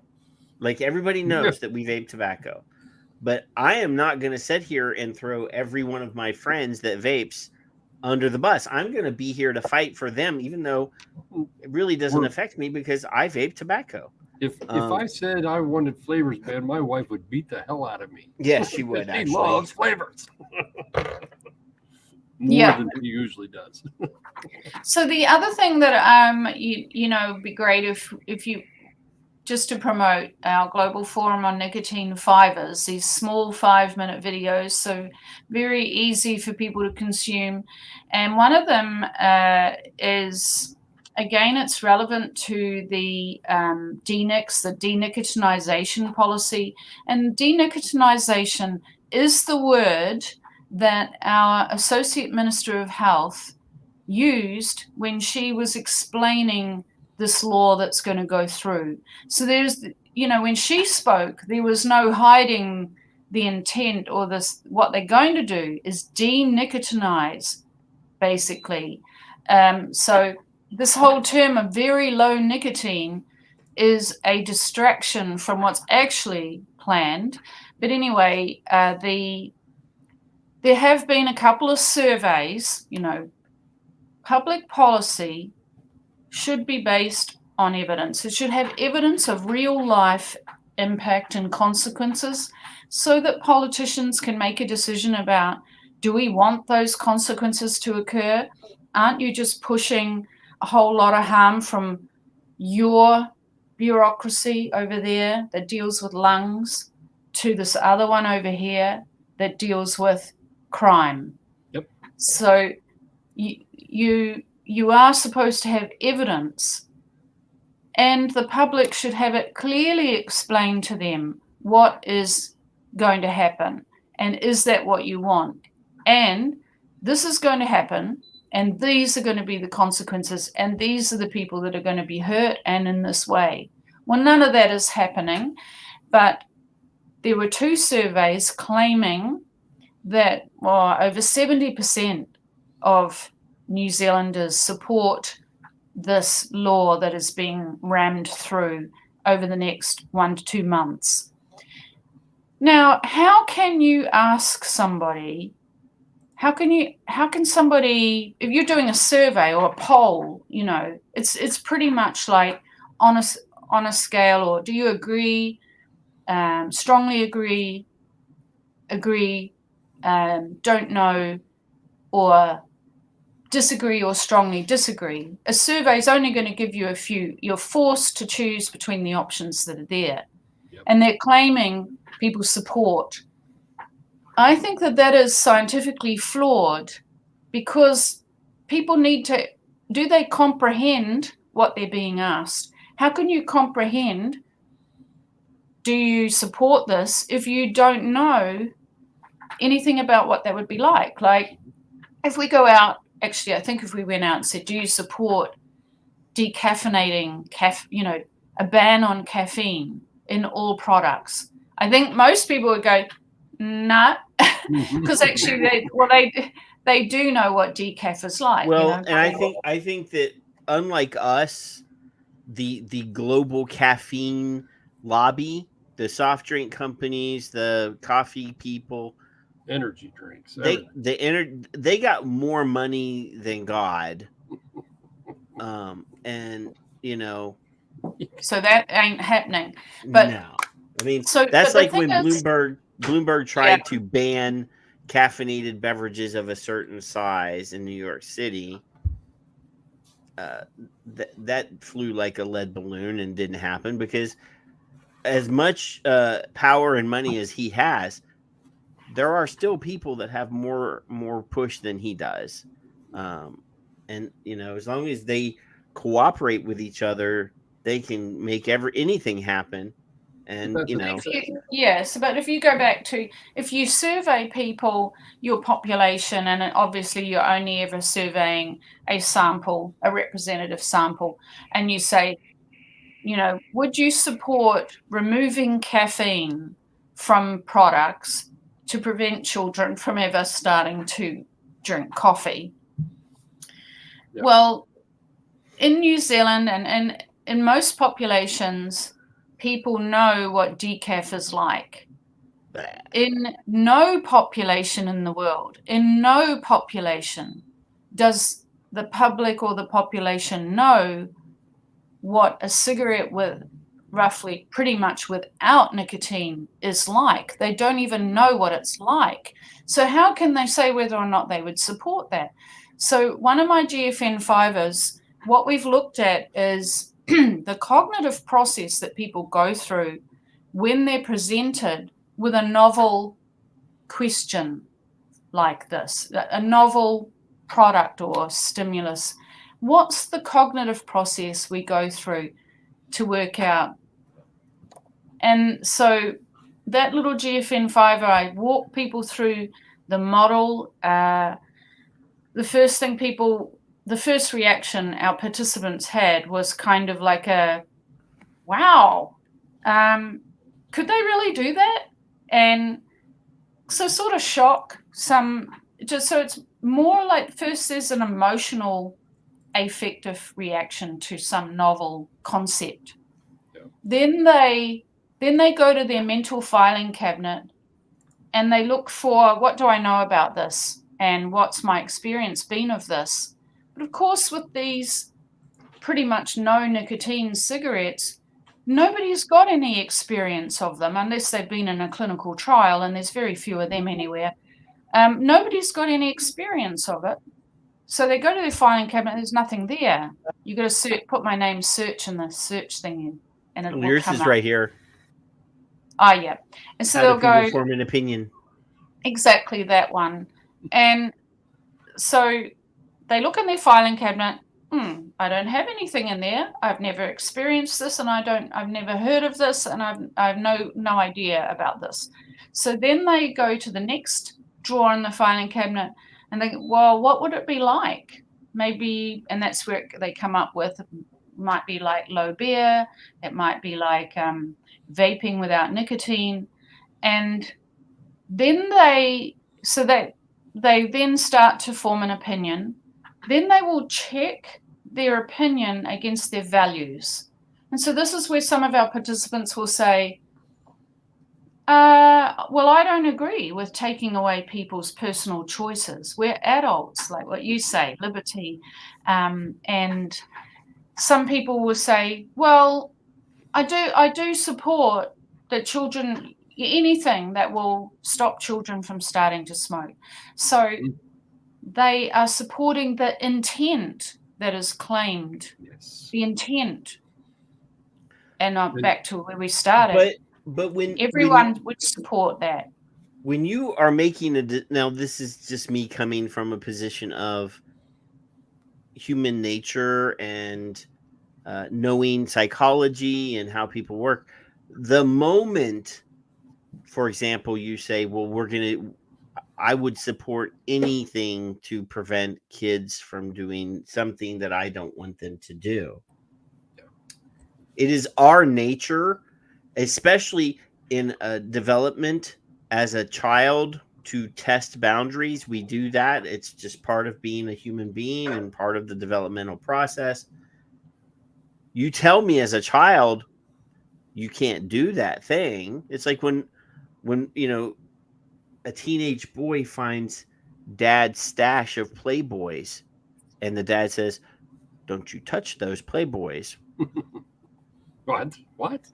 Teenage boy's going to go find those Playboys when dad's not looking. And grow up while you're doing it. Social engineering, which is essentially what they're doing, is they're trying to rebuild society into the form that they want it to be. And that means that they have to impress upon other people their values, their norms. It never works. Wow. Ultimately, it leads to failure of the system or people rebelling and doing whatever the hell they want to do anyway. Prohibition, that's a form of the same thing, just trying to control people's behavior. It never works. Because it works. Some people do like to obey, and and again, we vary around the world, and different cultures have different. It's really varied around the world. Some cultures, they're very, like Japan, for instance, bow to authority. And in other places, and of course, America was kind of founded on that, no. And, many of the new colonies, people left the UK to get away from, to create a better world. And so getting back to the process that people are going through, they come to, I agree with the intent of the law. I don't know anything about that strategy you're proposing, but the intent's good. And they're answering a survey that says strongly agree, disagree, strongly disagree. And they answer agree, but they're not agreeing with take the nicotine out of cigarettes and leave all of these people that currently smoke going cold turkey, people with mental health conditions, schizophrenia, suddenly their whole chemical imbalance is like thrown out. Yep. I think there's going to be some serious consequences for some people, not so serious for others. And people need to be engaged in discussions whenever we've looked at really new things like assisted human reproductive technology, for instance. Like, shall we bring in a law and say anybody who hasn't been able to get pregnant or hold on to a pregnancy, let's start using technology to help this. We went through a lot of discussion. You teach the community, you teach the public about the problem and how it's harmful for people who want to have a child and they can't, and then we teach them about the technology and how the technology, and then they start asking questions like, oh, but can people use that to select the sex of the child? And they'll go, okay, you're concerned about that. As a country, we don't like that, so we're going to say, no, you can't use the technology for that. And there's none of that happening with this. Genetic modification of food is another area where there was so much educating and having discussions, holding sessions that were open to the public where they could come and learn so they can make a decision. Now you just get polled. Now you're just asked a forced choice question, yes or no, you agree with this, about something they have no experience of and no concept. They can't understand the concept because it is so novel. It has never been tried in a real life situation. We have no idea of the consequences. We can theorize, and the age limit one is the same. Right. Reducing the shops, we kind of know about that because they happened to alcohol already. But capping the nicotine, that's a radical, unknown policy. So you just brought up depression, and I saw this headline the other day, and as somebody that has my own issues and sort of done research in this area, I'd like to know what the hell's going on with my own brain.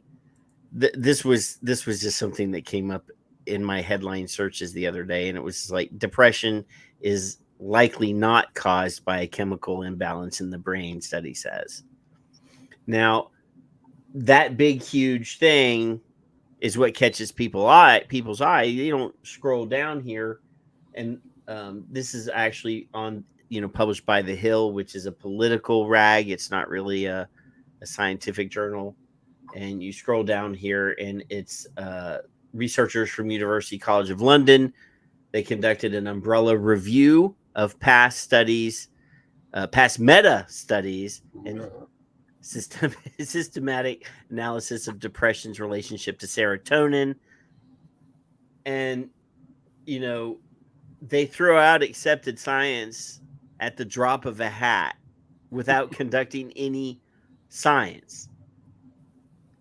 They're just making up stuff. This is, and there's nothing wrong with reviews at all. Especially when there are a comprehensive review and there's 100 different studies in the pool that you're using to come to your conclusions.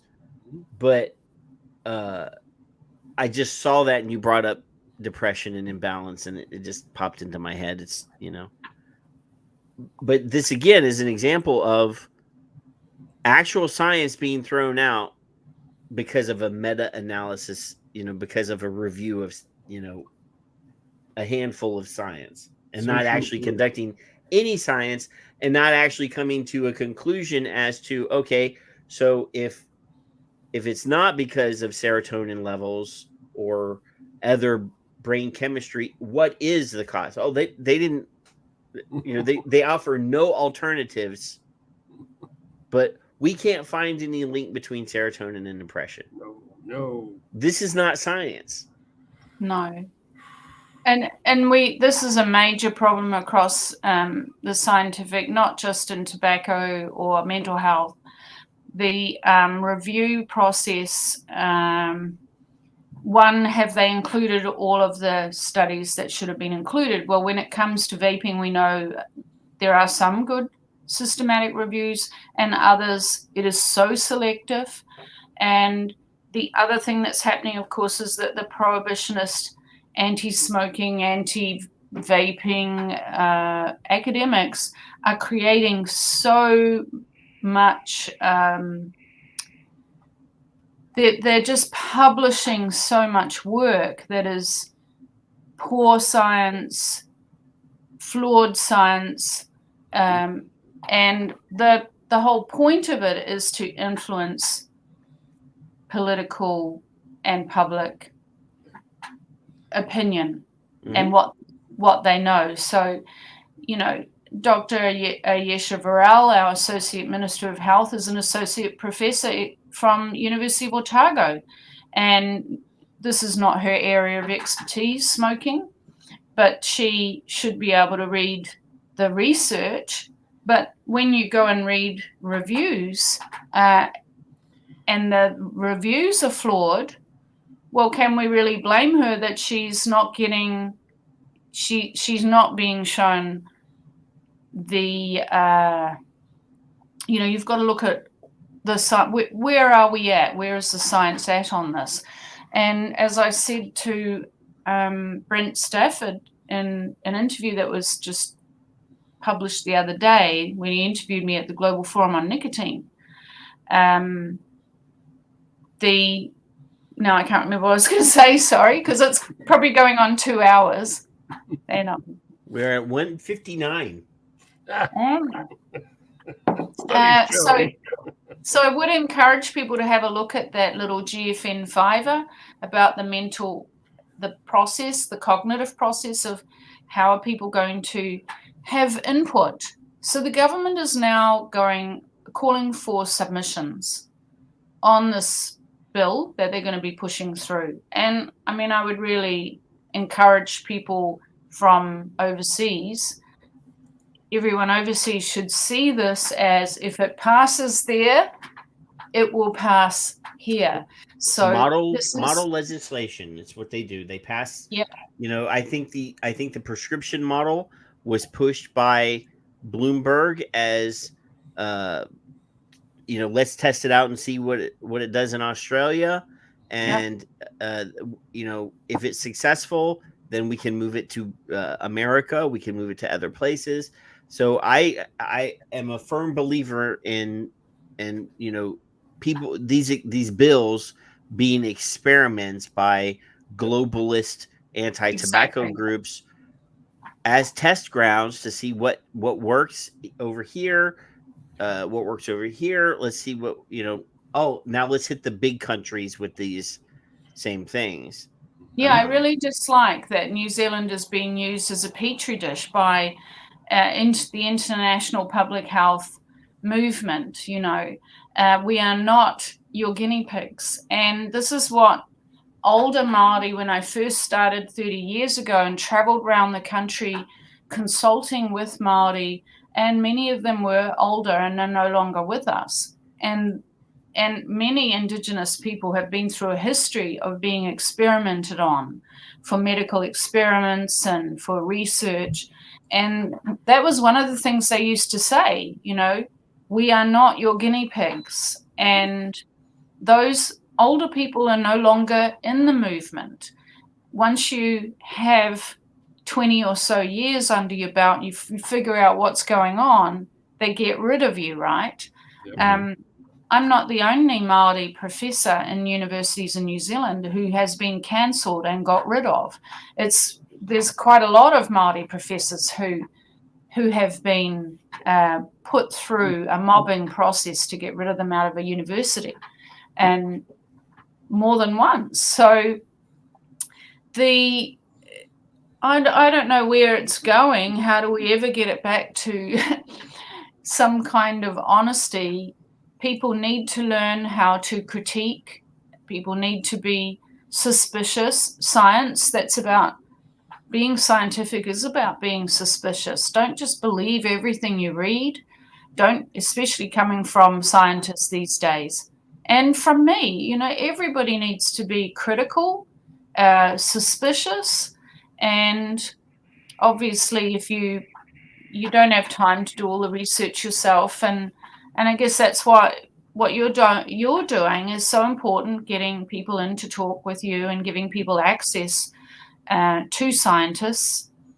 You just have to figure out, well, who is a scientist that sounds like they know what they're talking about, they have the years and they have the qualifications, and they care about science being robust and honest.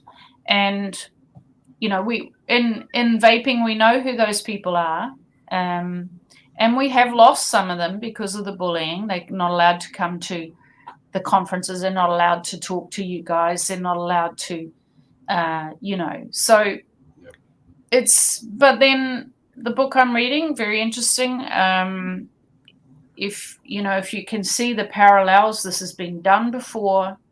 I mean, David Sweeney's fantastic because he knows, he has that global view, doesn't he? He knows this has been done so many times. That book, Innovation and Its Enemies, it wasn't just done in health. They did it to caffeine. They did it to electricity. They did it. It's been done, and the same process is used. It is about industry in a way. It is about people making money, and it is also about social change and social engineering, and who gets to decide what humans are going to be like in this generation, the next several generations, and then we don't really know where we will end up. And there's very worrying trends in terms of, well, these public, they're not agreeing with us, so let's just take away. Well, at the moment, I think we're in the realm of let's trick them into agreeing with us, like my GFN fiber tries to expose. Let's trick them into saying they support this. And then they will just move to, like our bill, just get them to agree to give the Director General of Health all of the power to make the decisions. Yep. Just hand it over to one bureaucrat, and they can decide. Well, is that democracy? Is that isn't? Is that what America wants? Is that what New Zealand wants? See, the situation is, yes, they introduce a bill like this, and they say, "Oh, this is to protect the kids." And if you're not supporting this, then you obviously want the kids to smoke, or you obviously want the kids to become nicotine addicts. Bullying by bullying. If you don't support this bill, you're a bad person. And that's one of the things they've done here. Yeah. That's one of the things that they've done here is they've introduced this bill with the preface on the bill saying the purpose of this bill is to protect children from the evils of nicotine. Yeah. And nobody wants to stand up against it, because when they bring in, all of the information that you need to understand this very complex topic, they're bringing in stacks and stacks and stacks of literature, and the politicians have 800 other things that they have to spend their attention on. And when somebody brings in 5,000 pages of research on vaping, they're not going to bother to read this. Nope. So they're going to take at face value what the author of the bill has said in the preface. They're not going to bother. Half the politicians in America, never have read an entire bill. They just, oh, well, my friend introduced this bill, so I'm going to support this. Or their staff called me, and if I vote for this bill, then he's going to vote for a bill that I want to pass. That's right. The days of a politician actually reading and understanding everything that they're voting on have long passed. Yeah, they're trading in our lives. They're trading our lives. Mm-hmm. And, and it does feel so random, and particularly, well, with our government we have here, it's pretty frightening for many, many people what's happening. And we just see New Zealand we grew up in disappearing, and the changes. You can change society. I'm not against changing society and improving it. There's lots of things. As long as it's in beneficial ways that will improve society. Right. But the problem is, half of these people want to push their agenda onto us, the regular people, without actually asking us for our opinion. So they're going to ask. So in New Zealand, it's open now for submissions on the bill up until I think the 24th of August, and so that we're like a day ahead. And I hope that people internationally weigh in and have a say, particularly about the precedent that it sets for other countries. New Zealand has been a leader in tobacco control. We were the first to pass a comprehensive Smoke-Free Environments Act. And so, it's a big thing for that international group of prohibitionists to get this in here. And I think that it probably will go through. I feel pretty powerless. Many of our participants just also express that. They're just like, well, what can you do? And it's that powerlessness that people feel is also a trigger for, the use of psychoactive substances. Yeah. So it's always about politics in the changes that different groups are trying to bring about. And for me, it is about reducing death and disease. And if we can help to reduce death and disease, then that's a good thing for those people that are going to get cancer or have heart attacks or get diabetes type 2. So I do a very little bit of research in obesity as well. Some of my projects have been in that realm, and I can see in New Zealand now that we are facing pretty much, we're down to 11%, and this is based on 2020-21 statistics. Only 11% of, if you average across, people in New Zealand, adults in New Zealand, age 15 and above, currently smoke. So that's a year ago. By the time they do the stats, and the stats come out for 21-22 at the end of this year, with vaping, I mean, around here, I hardly ever see anybody who's smoking anymore. I was in Central City yesterday and did walk past a couple of people who were smoking. But that's just astounding from what it used to be. But everywhere you see people vaping, more people vape than smoke, definitely. And that raises the other real relevant point that Professor Robert Beaglehole has made here in the media. Do we even need this law? Vaping is working. We could get to 2025, or maybe that might be a little bit early, but maybe by 2030. Yep. If we just keep encouraging people to switch to vaping, we make sure that they can access it. We don't tax it. Maybe we can get there. We don't even need to do this prohibition thing and cause a whole lot of other problems. Just leave people alone and let them do what they can. Right. Now, and you would. Dr. Beaglehole, you brought him up. So he participated in the E6 Summit. Well, I'm going even further back. He testified in the Aussie Select Committee on Nicotine, and like one of the health ministers or one of the MPs or whatever they are in Australia immediately identified him and said, "Oh, well, you used to be at the World Health Organization in charge of, I think, what, infectious diseases or something like that. Now, is it true that you're here today testifying because you're upset at the World Health Organization for your, you left them in bad, like immediately attacking his character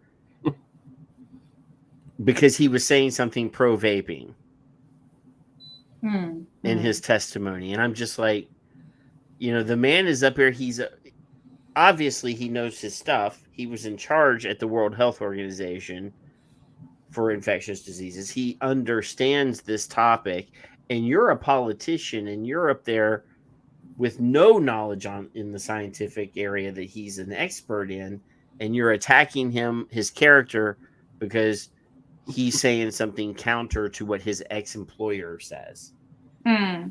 What's all that uneven application of conflict of interest, and what's a conflict of interest? And some people have to declare, all of this, and others, they can just get away with saying no conflict of interest.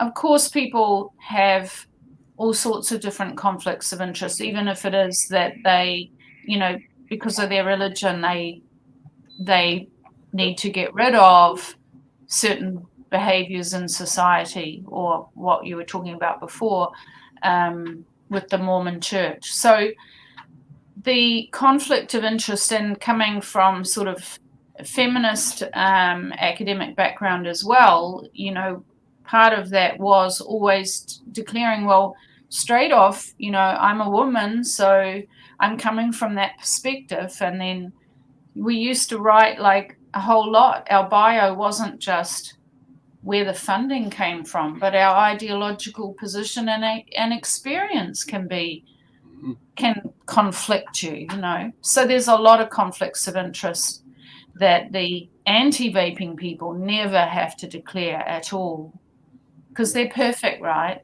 Yeah. They're the ideal. They're everyone else. They're trying to create a perfect society by making you exactly like them.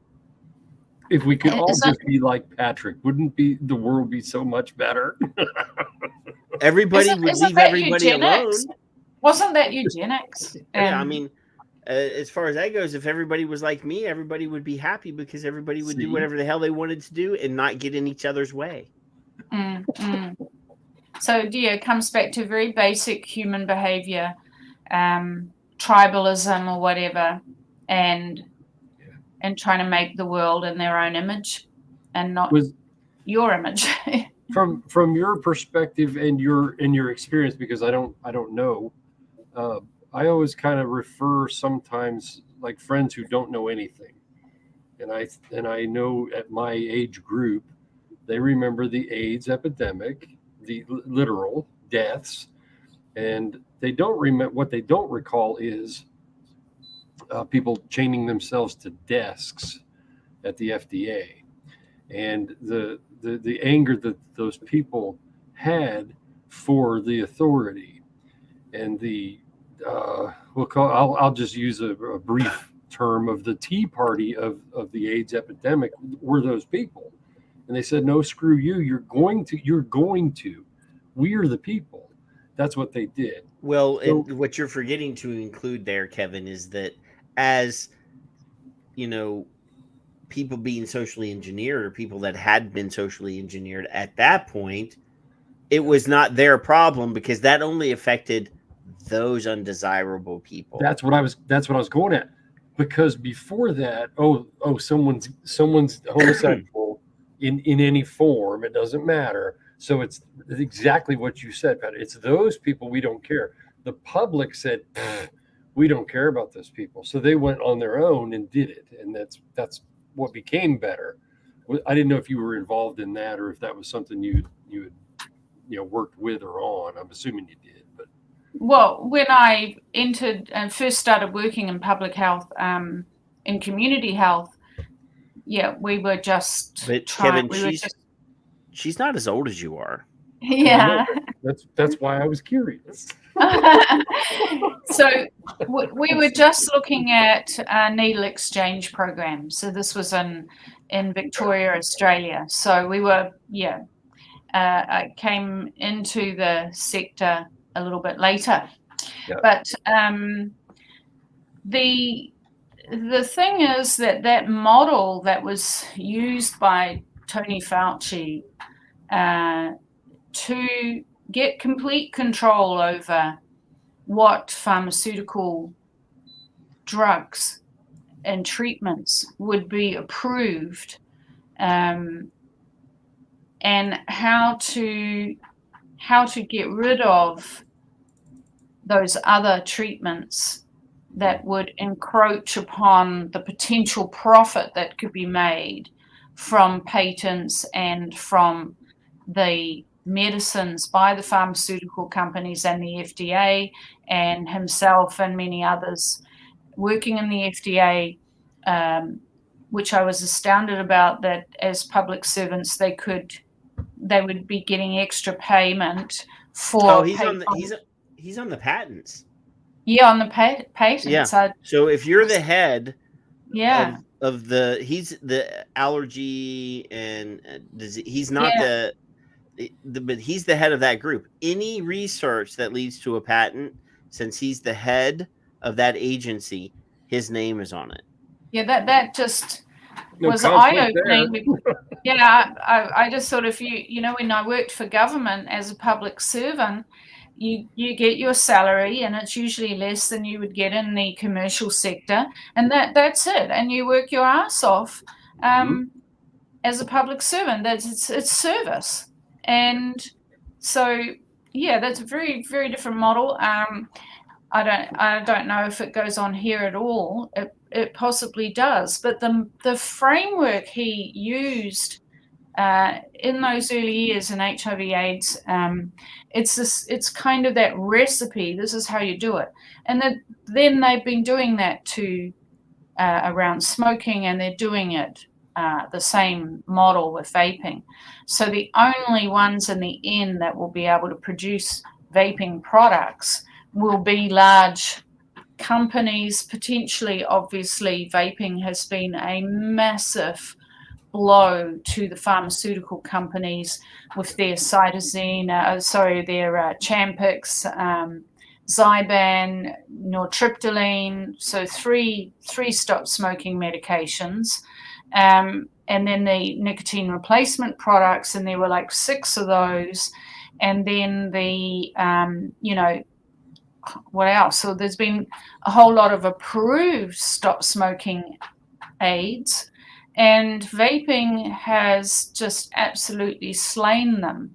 Yeah. So they're losing billions of dollars. And then, of course, the tobacco industry, you've got... they stand to lose a lot of money as well. And then it looks like we have some vape industry giants forming up too, and they come out with some surprising stuff that's a little bit sort of, let's restrict it more. And so everybody needs to be, those are all conflicts of interest where people are going to financially benefit from things. And the research is obviously all the research money that gets channeled to the researchers who support the FDA stance or Fauci's stance or whoever it is. And the same thing here. Reynolds has purchased several pharmaceutical companies in the past 2 years. Several of them were specifically for patents that they held on delivery methods. Mm-hmm. And Philip Morris have as well. Yes. So obviously, when it was recently announced that the interim head of the Center for Tobacco Product Science or whatever was leaving to go work for Reynolds, everybody's all upset, and I'm like, PMI. Why do you For Philip care? Morris, yeah. He's gone to Philip Morris International. Yeah. So this guy knows the science. Apparently you supported him when he was in his position at FDA, when he was saying no. So now all of a sudden he knows the science that's going to be needed. So you don't want him to take that position to help provide reduced harm products, because you want people to continue to smoke cigarettes. And he knows the process. The main critics have been anti-smoking, anti-vaping ideologues like Matt Myers, Bloomberg flunkies, you know. And everyone on the gravy train, you know, which really that gravy train can come to an end. There are so many other things causing disease and harm that, I mean, I've always said stopping child abuse, especially sexual abuse, that's my number one priority. But, you know, smoking was killing a lot of people and was a lot easier topic to work on. But now as we get down to only 10%, 11% maybe, we could be, I expect this year's statistics that come out, vaping will be up, smoking will be down further, it will be down further among, and I think I sent you a graph showing the rates for Māori women, Māori men. I put it in an email to you, Patrick, just before we came on. Yeah, so there is a graph that shows and how steeply the smoking among Māori women has come down. That's one of the steepest dives I've ever seen. And also down among Māori men. And of course, the European, white European population were already had low smoking rates, and they haven't moved that much, but they are also going down. So I expect to see all of that go down even further. And of course, our youth smoking rates are right down. And it kind of almost feels, and I remember a conversation in Smoking NZ, and we had Murray Logerson, who is like the grandfather of tobacco control in New Zealand, and I worked with him when I first came into the sector, and we had Professor Ross McCormick, who comes more from a psychiatrist, more from drug harm reduction, and the discussion was basically we never envisaged that everybody 100% would stop smoking. You'd always have a few that would. Now, all that we didn't really know is how few, what's the lowest amount that you go, well, it's like you could say like with drugs. It doesn't matter how you ban it and everything you do to stop it and how heavy the fines are, there will always be a few that will get their hands on it and use it or create a new drug. And so what level? Okay, New Zealand has said 5%. I think that when you look at how many people have a mental health condition, you look at how many young people, children are still subjected to, who are raped, who are sexually abused. You look at how much sexual abuse is happening even among adults. I think that 5% is probably too low, and I think that's it's a bit harsh. Probably we're almost there, but we have these giant inequities, and we definitely need to do something to reduce that inequity, bring Māori and Pacific smoking rates down to where the European population is. Focus on that rather than, because the other thing is, if there are any negative consequences of this law that's going to be rammed through, and I'm sure there will be, the people who have the highest smoking prevalence rates are the ones who are going to disproportionately suffer those negative consequences. And that is going to be Māori, Pacific, and people with mental health conditions and people living in the most financially deprived communities. Yep. That's discrimination. It is definitely not in line with our Treaty of Waitangi, which was the founding document forming where the Māori tribe said you can come here and form a government, but we want to have a say. And now they're saying that this bill, they're trying to say that is in line with the Treaty of Waitangi, which is crap. Well, I mean, that's the same thing that they're doing here when they are trying. Somebody brought up the menthol ban in the chat room. A menthol ban in the States, at least, disproportionately affects people of communities of color, poorer communities, the LGBTQY. I don't know all of the letters anymore. That community. They have higher, rainbow community is a higher use of menthol? Yes.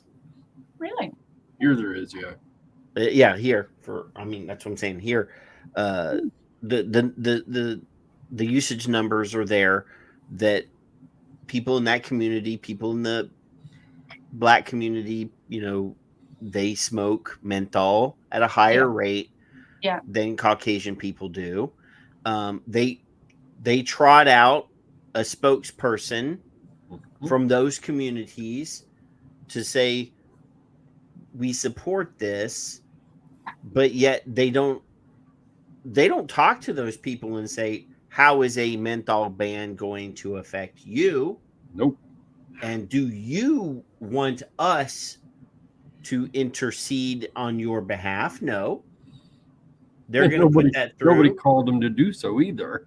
And, we know what happens when those people are targeted by protective legislation. I'll just use that word. All it does is victimize them. Yeah. George Floyd selling loose cigarettes, selling untaxed cigarettes, whatever. That's what's going to happen. Yeah. And we've already seen. I have an entire thread, Dr. Glover, on Twitter where I've been tracking every one of these child. I call child abuse stories about vaping. We've been adding. I went all the way back to 2017 to find old stuff and collected it in one thread on Twitter. Every one of these where they lock the restroom so that kids can't use the restroom because they could go in there and vape. Removing the doors of and I'm not talking about the stall doors, which they've already removed. I'm talking about the exterior. Body searching them. Putting their hands down their underpants. I know. There was an African American special needs kid who apparently got beat up by his classmates because he got caught with a vape. Mm-hmm. So, Kevin and I are, as white as they come. If I got caught selling an illegal tobacco product, I may get arrested, but I guarantee you, I'm not going to get tased. I'm not going to get knocked to the ground and kneed repeatedly like that kid on the video that we showed 6 months ago. Yes. Might get a ticket, maybe. I guess that people I can't argue. Like there's these things are people that are already poor and food insecure are going to choose between feeding themselves. They're going to skip meals to buy cigarettes. Yep. We know that happens. They're going to feed their kids. They're going to buy themselves cigarettes, and they're going to not eat. Or at least I hope they choose to feed their kids before they buy their cigarettes. So again, I really want to encourage people to, follow. If you get people to follow our Voices of the 5% Facebook page or Instagram, and we upload the updates. So as I'm bit by. Oh, she froze. Mm. It wasn't Kevin this time. I'm still here. Oh Yep. no, you unfroze. You just unfroze. Oh, that's terrible. Freezing. Like, no, mid thing. Yeah. So if people could follow our Instagram for Voices of the 5% or our Facebook, we post as we update the stories, as we're learning and we're following people, and it's just fascinating. I learned so much from our participants, especially like the black market and what's going to happen. And the other thing that came through was that some of them are predicting, well, people will move to marijuana. So cannabis is still illegal in New Zealand. You can get medicinal products on prescription, but the recreational smoking of cannabis is still illegal. So with this harsher tobacco law, then the price of cannabis on the streets gone up as it becomes more expensive to buy tobacco, and then that increases the demand on the black market for the cannabis, and the price is going up. Mm-hmm. So we will see a shift from using, because the reason why people smoke hasn't gone away, right? It's not nicotine, it's the need that psychoactive substance is fulfilling. So there will be some people who are left with that need, and they will find another drug. So we potentially will have people shift to a more harmful substance, even.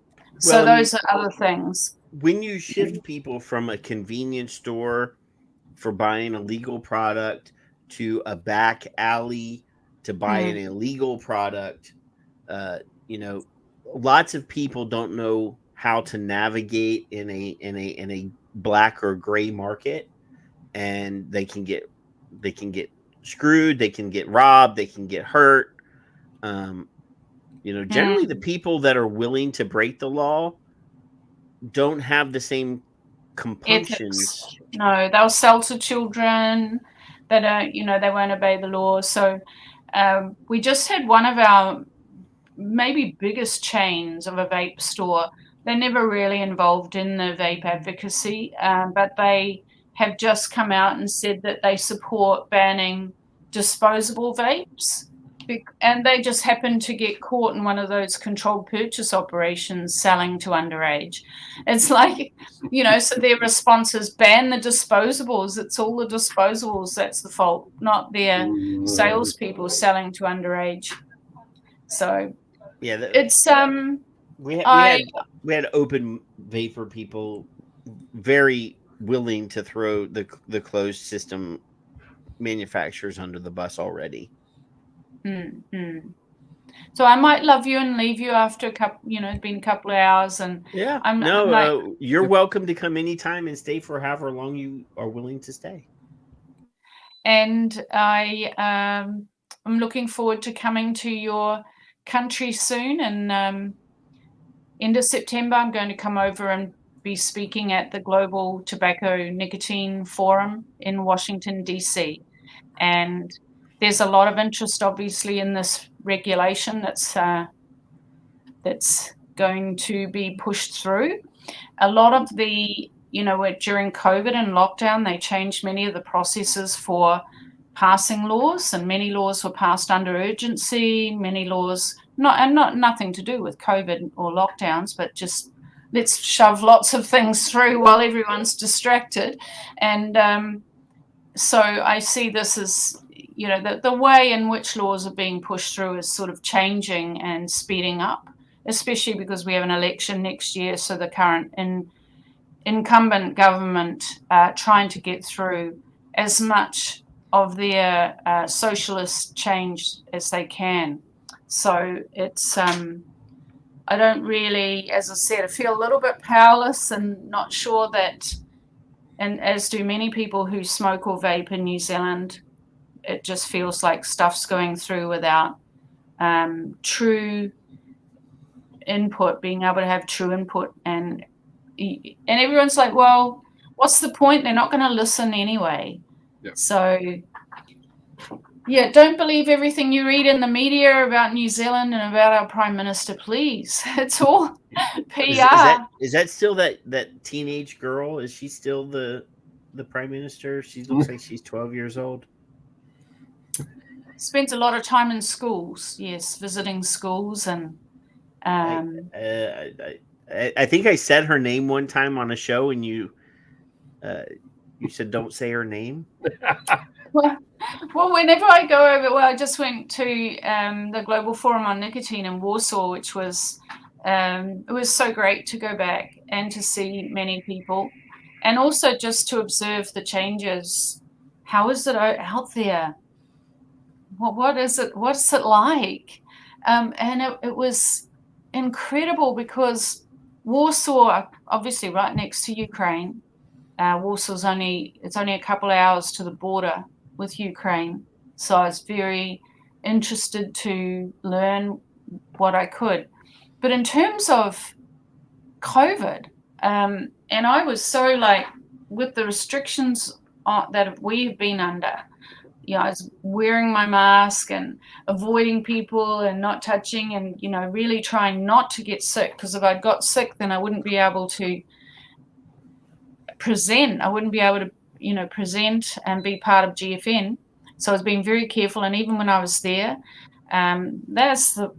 it's been so isolating and been so distance from people for so long, for 2 years in New Zealand. And there was all these people, and we were walking around, just went over the road to get something at the mall, and wearing masks. Apparently we got abused by some people walking past us, but it was all in Polish, so we didn't know.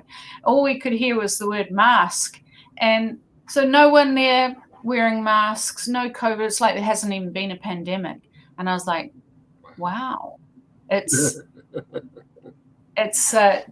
I think that there's very different real world experience by people living in a country, and what we hear about overseas of what it's like for those people. Like when people talk about the US, I mean, I'm going to check with you guys and other people I know there before I believe anything the media says about what's happening there. And same as Canada, So just to your listeners, all of the rubbish that's being printed about our Prime Minister, please don't believe it. If it's negative, you could probably, I don't know how anyone gets anything negative into the media. We even had the police went round to her house. So all the people that support this Prime Minister reported this woman for tweeting something, and the police went round. It's some pretty shocking social change things. Yes. Yeah. Wow, that's like Big Brother in 1984 right there. Yep. That's a few Facebook posts, Twitter posts, and people have said, the police have just been here about my post. So it's for many people, and for many of our participants, even not all of them, we're completely split in New Zealand. We're completely split. And I think the whole world is split. Yeah. I mean, our recent election, obviously there's those, whichever side you're on, if you just look at the numbers of people that voted, and if you take them at face value, it's like 49.5% versus 51.5%. That is as evenly split as you. I mean, that is proof that we are a divided country. Yep. Yeah. And it's that divide and conquer, the creation and the actively facilitating division, dividing families, dividing communities, and the polarization is becoming more and more extreme. And that is also a trigger that is driving people to smoke. The fear, stress, anxiety. Fear is a huge trigger to smoke. Yeah. So we'll get through it. We just have to continue to have our communities that we form with like-minded people, and and keep pushing for openness and discussion and honesty. That's the thing that's gone. We're in a post-truth era, and everyone needs to be very suspicious of everybody and what they have to say. And so it's great to catch up with you. I have some more papers coming out soon that are a little bit different, but you might be interested in hearing about them. Mm-hmm. And thank you so much for giving me some airtime and a safe, non-attacking environment to, to share my science and insights. I will never call you a butthead. That one person that was on the show before. Oh, right. That's the only butthead. Right. That's good to know. Yeah, okay. We love you. We appreciate you. And thank you for coming on. I did want to say one more thing because, some of the audience are the same people who watch the GFN. And, I was on a panel talking about, they asked me to be on this panel to talk about the attacks that I have had against me. And I presented them, I tried to distance it, keep it from being too sort of emotional. And I presented a model showing the process. But in the question and answer section, I did get a little bit emotional, and that was because I always get emotional when I wanted to thank you and all of the people in the vaping community who have supported me, and that's why I got emotional, because it's gratitude. It's gratitude for the help and support that you guys have given me to keep going. So, well, you're fighting for us. You're fighting for us. So we're going to fight for you. Yep. That's how it is. That's how it works. Yeah. We got your back. You got our back. Thank you. Okay. And the other thing is if you're going to be in DC in September, my mom only lives like an hour and a half away from Washington, DC. Cool. So wow. I might have to go visit my mom. Oh, yeah, that would be fantastic. Because if I go to DC and she finds out that I didn't drive the hour and a half to come see her, I might be dead. No, yeah, you'd have to do that. But I have to weigh the risk versus the reward on this. There are so few, there are a lot less flights out of New Zealand now until everyone starts traveling again. So I have to fly in early. So I am there a couple of days early with there you go. I thought, yeah. There's lots of really cool things to see in DC. You could go for like 2 or 3 weeks and still not see all the museums and all the awesome stuff that's there. It's one of my favorite places. But while you're there, there's 2 documents that you actually have to go and see, because they're my 2 favorite documents ever written: the Declaration of Independence and the Constitution. So I have had the honor and opportunity to go and see those on a previous visit. So that was wonderful. But yeah, I'll be looking to, I'm starting to think about, who's there that I can go catch up with? And if there are any of the vaping community that follow you and follow me on Twitter, I'd love to come visit a vape shop and meet people in person. There's some really good restaurants too. I heard there's a cranky old broad that might be there. Oh, yes. Really? Skip is going to be there. Skip is going to be there, yeah. Oh, wonderful. Yeah. Well, I can't go if Skip's going to be there because she's going to hit me. Patrick's going to use harm reduction by not going. she will hit me. Oh, that would be wonderful to meet Skip. So I look forward to recommendations and hooking up and meeting people in person, and that would be great. Yeah. So okay, I'll let you keep on with your drinking. Hey, are you drinking? No, I stopped drinking on the show about 1.5 years ago. Ah, okay. It was becoming uncontrollable.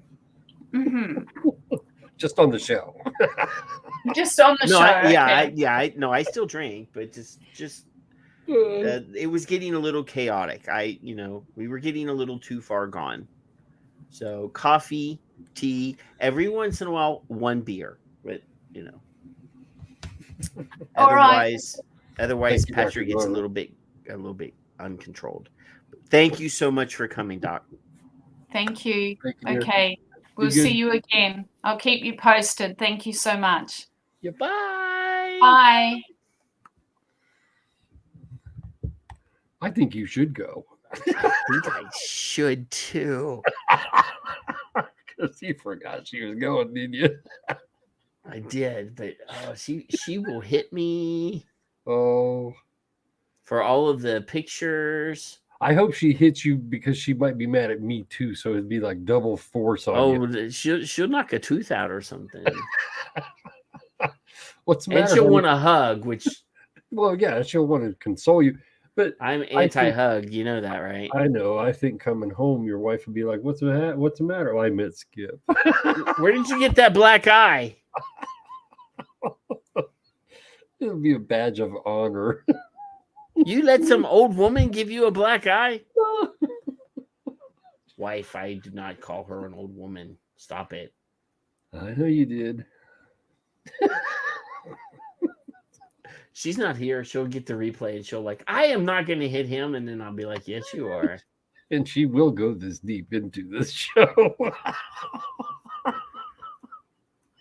I don't think she maybe she'll since you should get credit for this one, Kevin. Somebody tell Skip just to go to 245 or so. You did screen cap this and send this to me. I screen cap something. What did I do? I closed it. I know what it is now. Did you post it already? I actually already ran it through some art filters and made it really cool, but I don't remember if we showed it on the show or not. I don't know. I couldn't see or hear the show last week.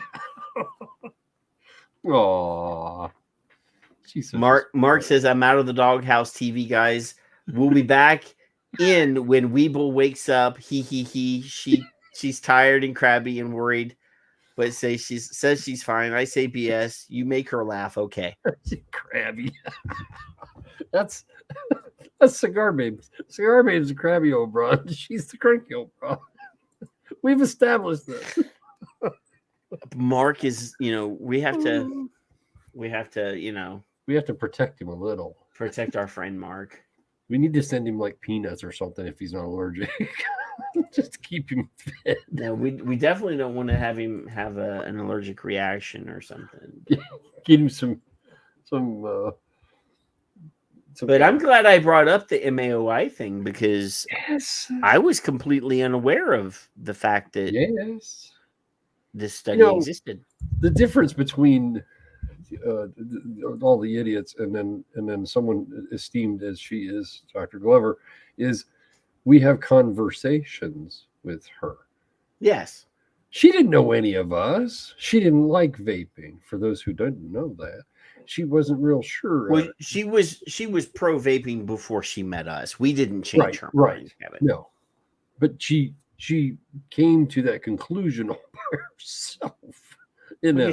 She's got brain cells because she's smart, and she's willing to talk to chuckleheads, and she brought up bot shit. So there you go. Yeah, Janine. What else do you need to know? Janine's nephew came in a while ago, and I did see him, but I was in the middle of the conversation, and I didn't want to interrupt to say hello to Janine's nephew. Hello, Janine's nephew.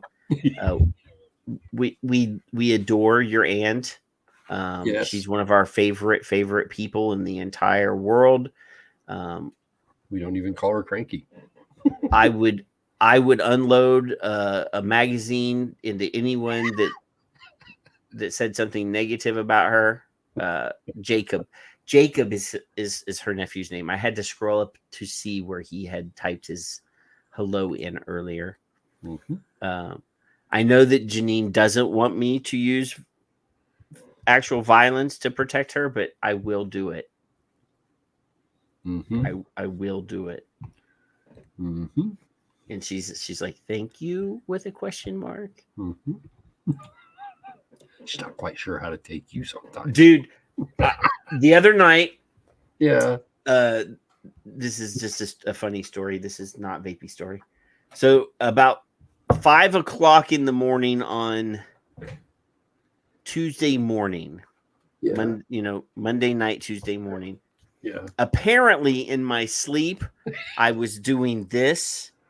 Oh, and hitting my wife in the face. Yeah. Gentle. I mean, I wasn't punching her, but I was apparently poking her in the face. And your bruise is now cleared up? She woke up and then woke me up asking what the fuck I was doing. And then immediately after that, she said, it's hot in here. Yeah. Which immediately woke me up because the fear of the air conditioner being broken entered into my body when I realized, yes, it does feel very hot in here. Yeah. So I went to the thermostat and it said it was 88 degrees in the house and the AC was not working. Oh, wow. So this actually led to me finding out the AC was broken at 5 o'clock in the morning. You were just trying to tell her to tell you. Apparently, subconsciously, I was waking her up to wake me up to tell me that the AC was broken. Hey, it's hot in here. So, obviously, that morning I have an AC guy. Yeah, yeah. I called the AC guy, and the AC guy said, "I will be right there," which was heart attack inducing because it's middle of the summer and the AC guy is probably very busy. I imagine. But he said, I will be right there. Wow. So he came and there was a leak in the coil. Yeah. Which he welded. Oh, good. And put new Freon in the AC. And it cost me $625 to fix the AC. Ooh. So, donations are being accepted. Anyway. Mine was about 2 months ago, and it was about $240 something for my the AC compressor. Was working like a champ for 2 days. Oh no. So I come home tomorrow or yesterday. It is again 80 plus degrees in the house. Yeah. So I call the guy. The guy says, "Can you make it through the night?" And I'm like, no. I paid you $625. You get your ass over here. So the he says, I'll be there. He comes. Literally, he says, let me eat my dinner and then I'll be there. Yep. So I go to the unit. I turn it off. I just have it running on fan and not on AC or heat. Just having it run on fan for like 20 minutes. And you're also at your wife's knees, just fanning her, just in case. No, she's not here. She's at work. Oh, okay, good. So then, after about 20 minutes, I go and I turn it back on to cool. Yeah. And about 20 minutes later, I can feel the house is starting to cool down. Okay. So I go outside. The outside unit is running. It wasn't running before. It's running. Okay. And I'm like, what the hell? So he does show up. And by that time, the house has dropped down to like 78 degrees. Yeah. And I'm like, he's like, is it running? And I said, yeah, I don't know what the fuck's going on. Yeah. So he comes, he looks around. Now my AC unit has a 1-inch filter and a 2-inch filter. Okay. 2 years ago, he came and he said, don't put anything in the 2-inch filter anymore because the 2-inch filters are too aggressive for the system and it's causing the compression valve to close because it's freezing up because it's not getting enough airflow. But when he came the other day, he put the 2-inch filter back in. So you didn't pay him and you had a quick laugh. So as soon as he comes in and he opens that compartment and the 2-inch filter's in there, I'm like, motherfucker, you're the one that told me not to put that in there. Right. And he's like, oh, yeah. So we rip it out and the AC's working fine now. And we laughed. Yeah. And I'm like, you're not getting any money for this service call because this is your fault. Actually, he's probably the most honest AC guy I've ever had. Like the last time he came 2 years ago, he didn't charge me for the hour that he was here trying to figure out why the damn AC wasn't working when he couldn't find anything wrong. And then he pulled out the air filter and realized that this very expensive air filter was too aggressive. Yeah. So I didn't feel too bad about it, but the AC is working now, which is good because I'm fat and I would die. Yep. I would die. Yeah. We hit 87 a few weeks ago and it was $200 and something for the compressor, which, knowing what it is and where it is, now I could do it myself for probably $40. But anyway. Well, I mean, the last time I replaced the compressor, it cost like $600 for our unit, but half of that was labor.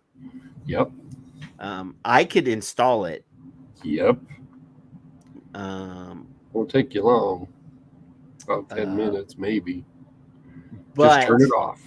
I don't have the gear to drain the unit to drain the Freon to do all. I don't have the valves and the equipment to pull it out. So yeah. By the time I start buying all the equipment needed, then not the compressor, the tools, the necessary tools. I said have compressor. Those. It wasn't a compressor. It's something else anyway.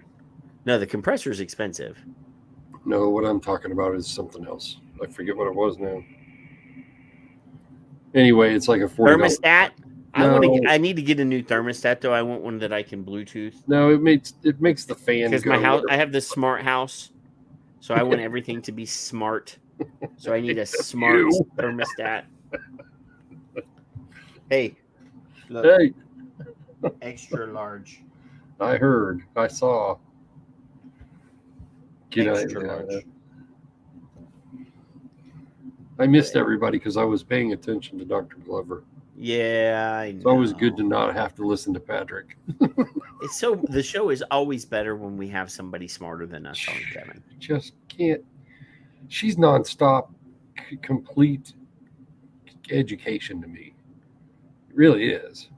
Yeah, I mean, and I'm going to take credit for this, Kevin. Okay.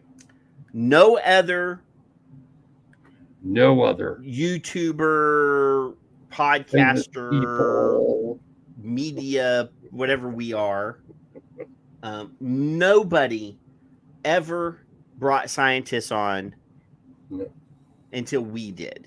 Not till I'm aware. No, not that I know of. No. I mean, I don't Dr. Marewa Glover, Eliana Rubashkin. Wait. Dr. What? Demis had Dr. Farsi. He had one doctor. Because he's personal friends with that guy. He had one doctor. Yeah, but he had doctor. He had that guy. Come on. But the vast number of scientists that we've had on this show. Right. Other than Demetrius, as far as I know. And he has the one guy. It's not gonna let him have it, are you? We have like 30 scientists. We have shows with like 30 different scientists on the show. He has one guy that we like. We like Dr. Farsalinos. He's a very respected and smart and awesome dude. Oh yeah. But that's just the one guy. That's just one guy. And I love Dimitri. Don't get me wrong, but it's the one scientist. We've had like 23 scientists. Other than that, I can't think of anybody who's had anybody on. You're right. But everybody that we've had on Uh-huh. has now been on everybody else's show. Right. And Brent may have had people on too, but I don't know everybody. Not as awesome as our. He doesn't care. Brent. But that's a different format. He had you on the show. I mean, come that's on. True. You poor guy. He had you on. Well, Mike had me on, so. Yeah, Mike is, I mean. Right? I know. Well, I'm desperate this week. Where's Crowley? I've been desperate every week because I brought you on like 2 years ago for one show. I know. Because, I don't even know why. Because Fig said, let's bring Vaping It on the show. I'm like, okay, yeah, let's get him on the show. And you said, who's this asshole? And then the next thing you know, Fig's gone and you're here permanently. So yeah. I can't leave except when here's my connection story. All right. So, and thank you for those who were worried about me.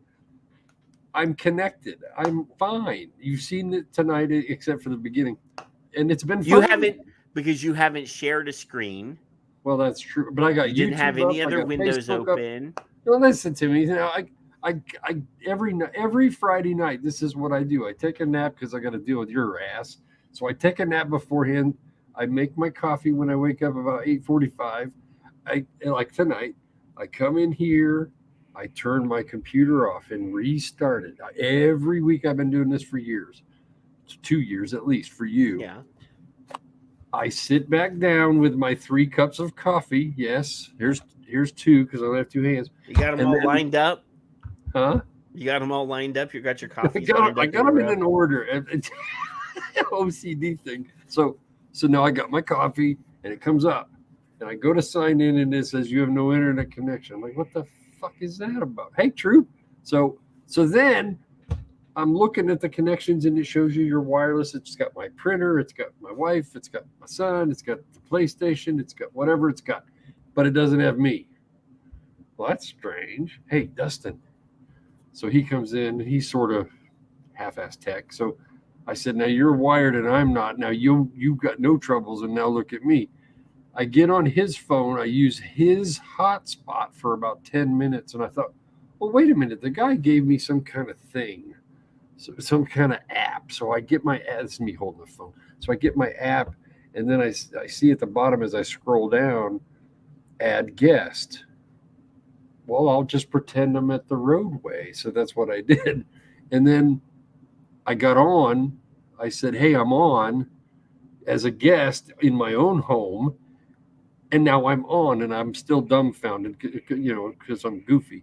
And then you said, yeah, fuck you, we're done, you dumbass, or something like that. I don't remember. That was last week. Last week. And then the next morning, I can see the guest and then I can see myself again.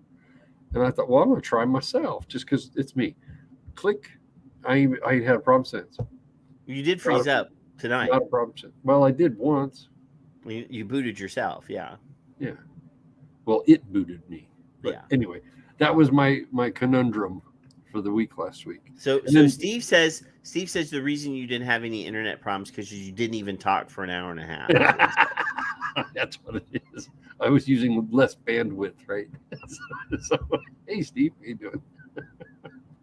So more science here than anywhere.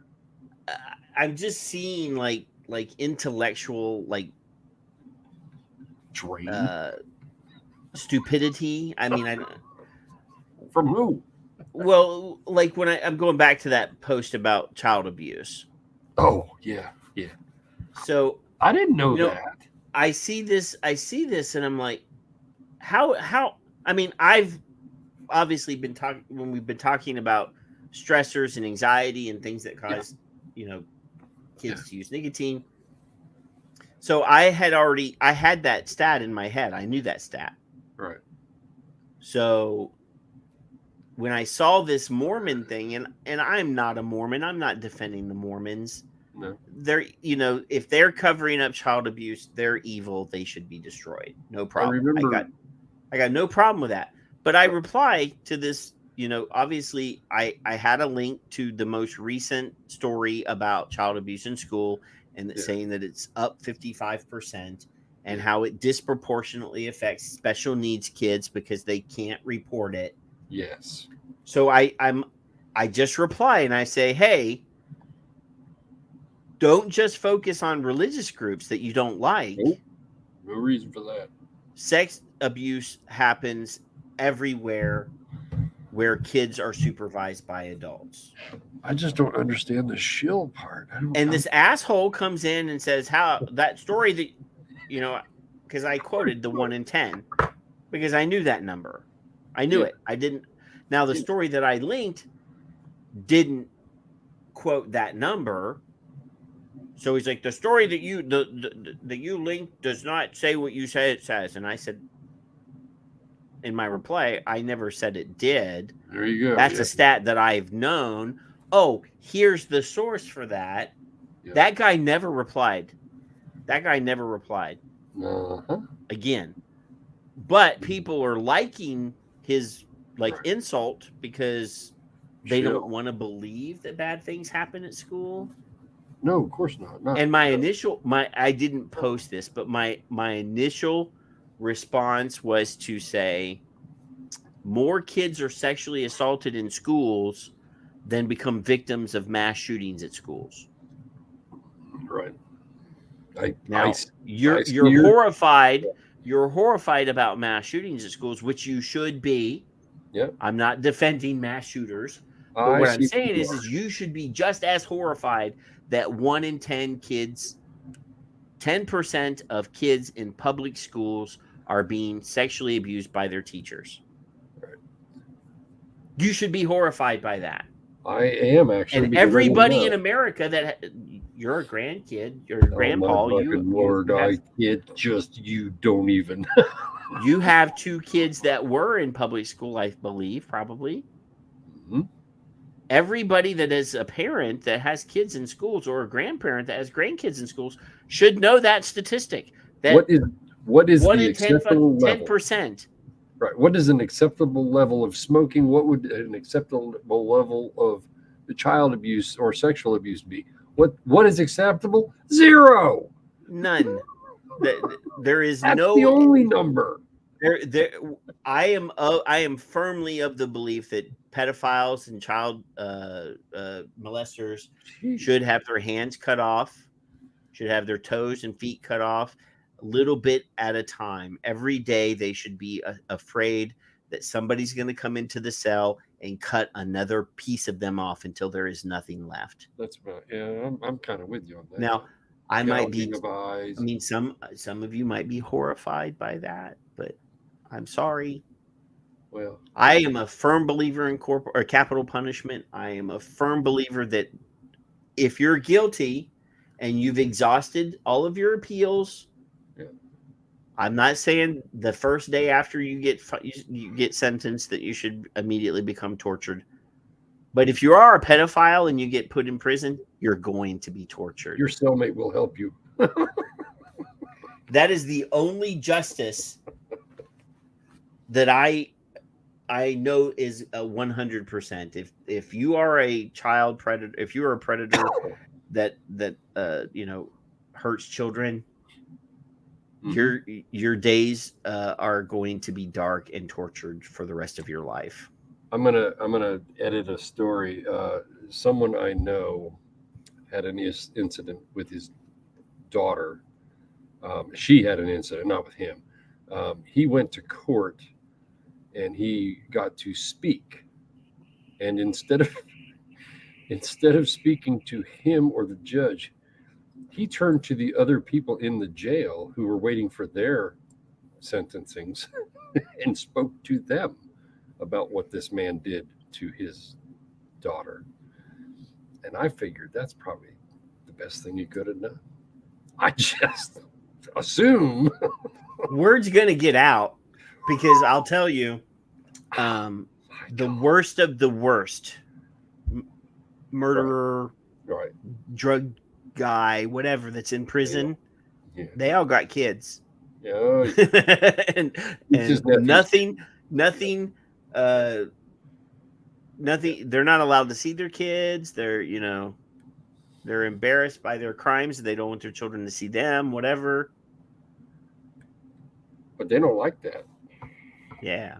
They don't like that. So what is Raj saying here? Brent is good. So are you guys and Dimitri and PB all good? Well, of course we're all good. We're equal? Demi doesn't wear pants though, so we can't compete with that. I've had Dimitri and Phil and Brent on the show. We're not best friends. Nobody could be best friends with Dimitri and Phil other than Dimitri and Phil. Well, no. But, if it wasn't for Dimitri, we wouldn't be here. I mean, this was his network. We started on Smoke Free Radio with Dimitri. We've been riding his pantails. He said, I'm tired of this. I'm giving you the network. This is your network from now on. You have to figure out a way to pay the bills. And we love him for that. And, you know, when they do a show and Dimitri says, hey, do you want to add my show to the thing? I'm like, sure. Throw it up on the thing. So, yeah, no. Do the thing. We just, last time, I only, you know, here's the thing is, I don't ask for anything. Like, every once in a while, I'll just text him and say, how you doing? Yeah. Are you doing okay? Are you back? You know, I think the last time I messaged him, it was like, are you back? And he's like, hey, for a little while, and then I'm going. Stop spooning with Phil for 5 minutes and pay attention. The last time I spooned with Phil was when we did the Geek Show together. Phil and I did that Sci-Fi Geek Show a couple times, and then the COVID happened, and all the TV shows got like postponed. He's like, we don't have anything to talk about. So there's some good people around. There really are. Yes. And I'm good with everybody except for like douchebags. And there are some douchebags. Don't get me wrong. That's a couple. I mean, I've even had the Bogan on the show. The Bogan. Yeah. This is the vaping Bogan. He's been on the show. I mean, Phil and Dimitri have both been on the shows multiple times. Matt Cully's been on the show. The only person that we've never been able to get on the show is Grim Green. It's like he doesn't like us or something. Skip's been on the show. Well, I'm just talking about like famous internet influencers, you know. Yeah. Well. I mean, our audience is a very specific audience. These are the advocates that are on this show that sit in the chat room. You know, most of the people in the chat room, not most people in the chat room. Bruni's been on. Let's see who's here in the chat room right now. Bruni's been on. Been on. Yolanda's been on. Leanna's been on. Paul's been on. Janine's been on. I can't see everybody. Troop has been on. Troop. If we let Troop on though, we might as well we're not going to sleep. I think we should get a bastard on and figure out who the hell he is. We know who he is. That's Whiplash Snidely from Twitter. I don't know who that is either. He doesn't follow you on Twitter? Yeah, but I don't know who he is. Yeah. Like I know who Janine is. I've seen her. Yes, and she's a lovely human being. We love her. Mark Sliss has been on the show. Oh, big Mark. Did you hear about the chipmunk? I hope the chipmunk's okay. Oh, you know what? You know what we did? What did we do? Oh, I didn't want to do that. I didn't want to do that right in the middle of Dr. Glover. Well, Bernie has been on technically. Wasn't Bernie? Well, pictures of Bernie have been on. I thought he was in. I thought she was in his lap, sleeping.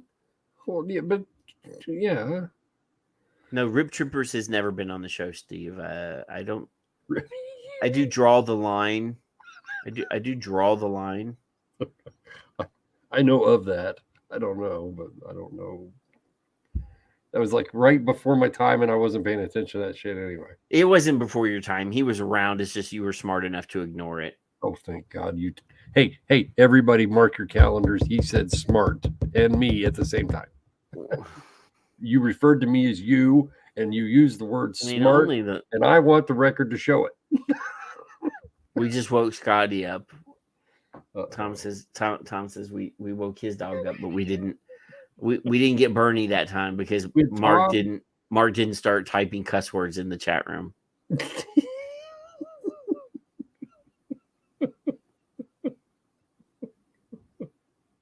So by the way, yeah. If you're on the Twitters, the Aoteria Vapors, this is the New Zealand, the Kiwi Association. They have a Facebook video up apparently telling you how to go through the submission process of I say aorta because I don't know any better. I That's what I say in my head. Aotearoa. Yeah. All of our Kiwis, and we have a significant number of Kiwis in the chat room right now. They're all rolling their eyes at me, of course, for not saying that properly. When are they not rolling their eyes at us? Well, when Dr. Glover speaks, right? So there you go. Yeah. So there is a video. It's on Twitter even, showing how to go through the process of submitting your comment to the New Zealand government on their asinine proposed legislation. And that's kind of a rarity because in the olden days, in the late 14s and 15s, it was country sensitive. You couldn't even get to it, or you'd have to use like their code. Or now we have IP anonymizers that you can. Yeah. There was a lot of that padding. You can use servers anywhere in the world now and watch YouTube, or not YouTube, Netflix videos from all over the world. Right. So we should get one of them to sponsor us, Kevin. They sponsor a lot of people on the Really? YouTubes. Yes. I didn't know that. I don't know a lot. Did I tell you that? Well, I probably didn't have to tell you. Well, you don't have to tell me that. I already know that you don't know very much. I just, Hey, yesterday I went to get my grandson, and we came out the door, and there's a puddle. And I was unexpectedly splashed. He jumped forward, splash, and then he laughed. No, I know Twisted 420. I mean, he's from Texas, so I've hung out with him plenty of times, and at events and stuff. He's all right. He's all right. You can hold a conversation with him. That's not easy for some. Well, I have a very short attention span, so if you're boring, I'm not going to hang out with you very long. Yeah, well. But all right, Kev, how do you want to say goodnight to our friends tonight? I want to say goodnight by telling everybody they should listen to Dr. Glover again, replay the show. Really? Yes, you could do it, or any one of the other appearances. She's been on the show 4 times now, so you should be able to. We have a plethora of that's 4, awesome content. That's yes, 4. I said 4. Yes, I said 4. I venture to say that we can't know everything in a brain such as hers, where she can verbalize everything she knows as quickly as we think we want to have it. What in the hell are you doing? What the fuck is it? Oh, is that one of them invisible things? He's climbing on a tree. Ain't that neat? And making it look like the tree is not there. That's pretty cool, right? Yeah, and making something else appear. That is cool. But it's there. You can sort of see the edge. Yeah. I mean, but that's still pretty fucking cool, dude. Ain't something I could do. Look, just put paper around the tree and. Yeah, I couldn't do it. Well, I guess I might be able to do it eventually someday, but. You'd have to practice a lot. A lot. I'd have to put you up there on the tree. You're gonna trace around me or something? Probably. Yeah, so I don't have there's a few things that happened last week that I could bring up, but I love the idea that you can go back and watch the other 3 shows of Dr. Glover. The best one is the number 1, and that's because we were such good kids. That was Bots Got a Bot is why I put that there, because I knew she was coming. I thought she was last week. That was so unfortunate how embarrassing that was for us when she dropped. When Bucky said, "These guys look like bad kids stuck in the front row of the church, trying not to be naughty." Because we were trying really hard. And then she dropped the bot shit. Yeah. At the very end of the show, and we exploded. But doesn't that show you how loose we normally are and how respectful we can really be when we respect someone? Oh yeah, no, I mean there's no question about how our decorum can change quickly when need be, and we've done that with other doctors. Well, I mean, Charlie's one of us, Gardner, so we never did that to Charlie. Like No, Charlie not in got that- the real not in that us way. from day one. Well, that's because Dr. Glover Because- kind of broke our. We interacted with him constantly on Twitter, so we already sort of knew him. Mhm. And And he didn't like either of us, and we were okay. When Eliana was on the show, we were, we were extremely respectful. You weren't here when Mark was on the show, but no, you blew that off. And our Ash friend last couple weeks ago, we were pretty. Oh yeah, no, we didn't can go too crazy. we can actually be professional when we need to be. Yeah. And then we can be assholes and crazy people when we can be too. When there's a need, Yeah. we can. So, but anyway, I just want to thank everybody for putting up with us for 3 hours and 22 minutes tonight. And, we love you and we appreciate you. And we want you to be able to vape when you want to vape, what you want to vape. And we're going to do our best to provide you with the best information possible and teach you how to be a critical thinker. I mean, that's the whole point. The whole point of the show when I started the show was to teach people how. Not what, how to read science, how to dissect bad science and show that it's bad science, how to look at bad legislation, how to think for yourselves. And that's the whole point of the show, is to build better advocates. If you go back and look at all of our shows, we're trying to teach you, Kevin is the Twitter teacher. He teaches you how to use Twitter to, be more effective. Speaking of that, this past week I took not a sabbatical, but I backed off this week for a few other reasons, things going on, and I used to think, God, no, they really need me, and now there are not ever going to be enough of you, but I know other people will take care of what is going on. I'm way more comfortable today than I used to be. We have an army of Twitter now. Twitters. We have the Twitterati. We have, we have elite Twitterers on our side now, Kevin. Oh my God! Even professionals, including professionals. Dare I show? I'm in a handful of like super secret like Twitter groups in the background. Yeah, there are those. And a bunch of us are in the same ones, but there's still people that are not. So, if I post something in one, I post it in the others. Yeah. So,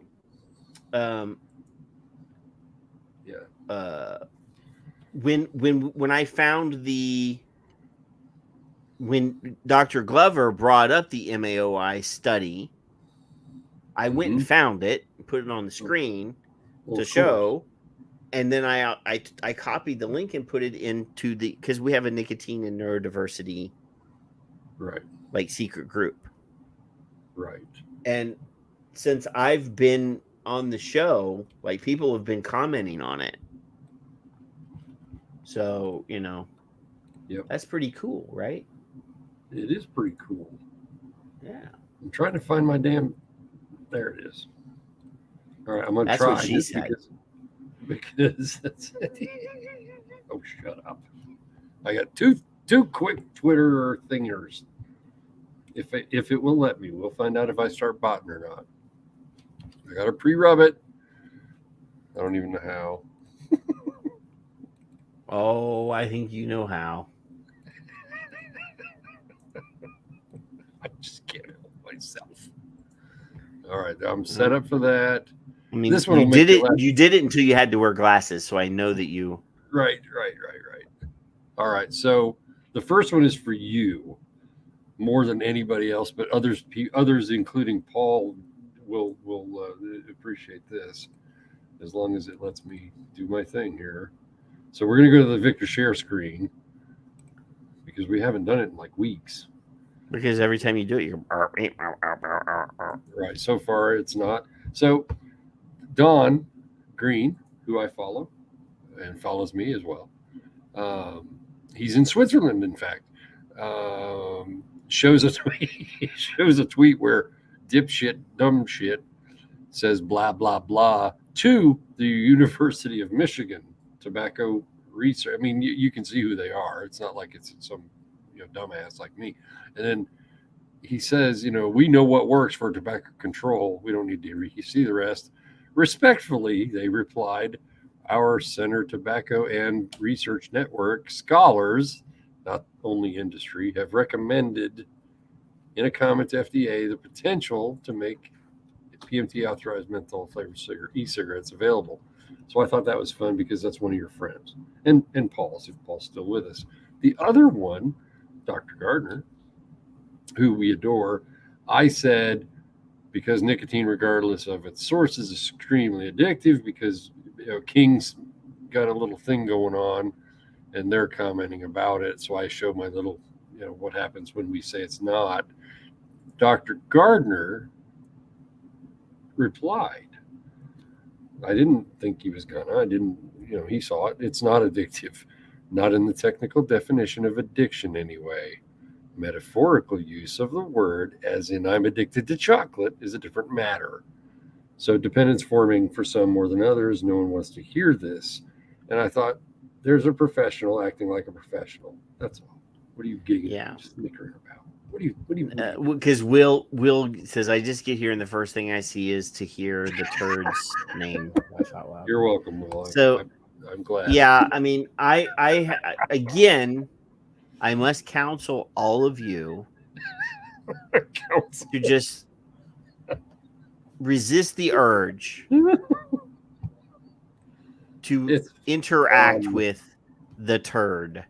It makes good practice, though, for the real professional. All it does is gives him traction now. I know. You have 18,000 followers on Twitter. If you comment on his thing, 18,000 people see it. I mean, I have like 1,000 people on Twitter. So that's sad. Follow Patrick. Half of mine are there she is. All I know is half of mine are probably bots. And I'm a bot, so it kind of makes that warmness in the cockles of my heart. Hi Skip, how are you? Good morning. We were talking about you about 2 hours 45 minutes or so. You're gonna have to watch the replay and practice on your swing, would you, sweetie? Because I might be changing my mind. We're gonna make her. Anyway, like I said before, when we tried to leave 10 minutes ago and Kevin started yapping again, we appreciate you and love you. We want you to go and tuck your little ones in the bed, give them a kiss on the head. Go find your significant other, spouse, slip them a little tongue and plant a big wet one on them. Enjoy your weekend. Barbecue, watch the sports ball, whatever it is that you're enjoying. Try not to die of heat exhaustion if you're in America. If you're in New Zealand and it's the middle of winter, try to stay warm. And we will see you in 7 days. Try to be here. Yeah. We love you. Bye. Say bye, Kevin. Bye, Kevin. Bye, Kevin. Who taught you how to do this stuff? You, all right? I learned it by watching you.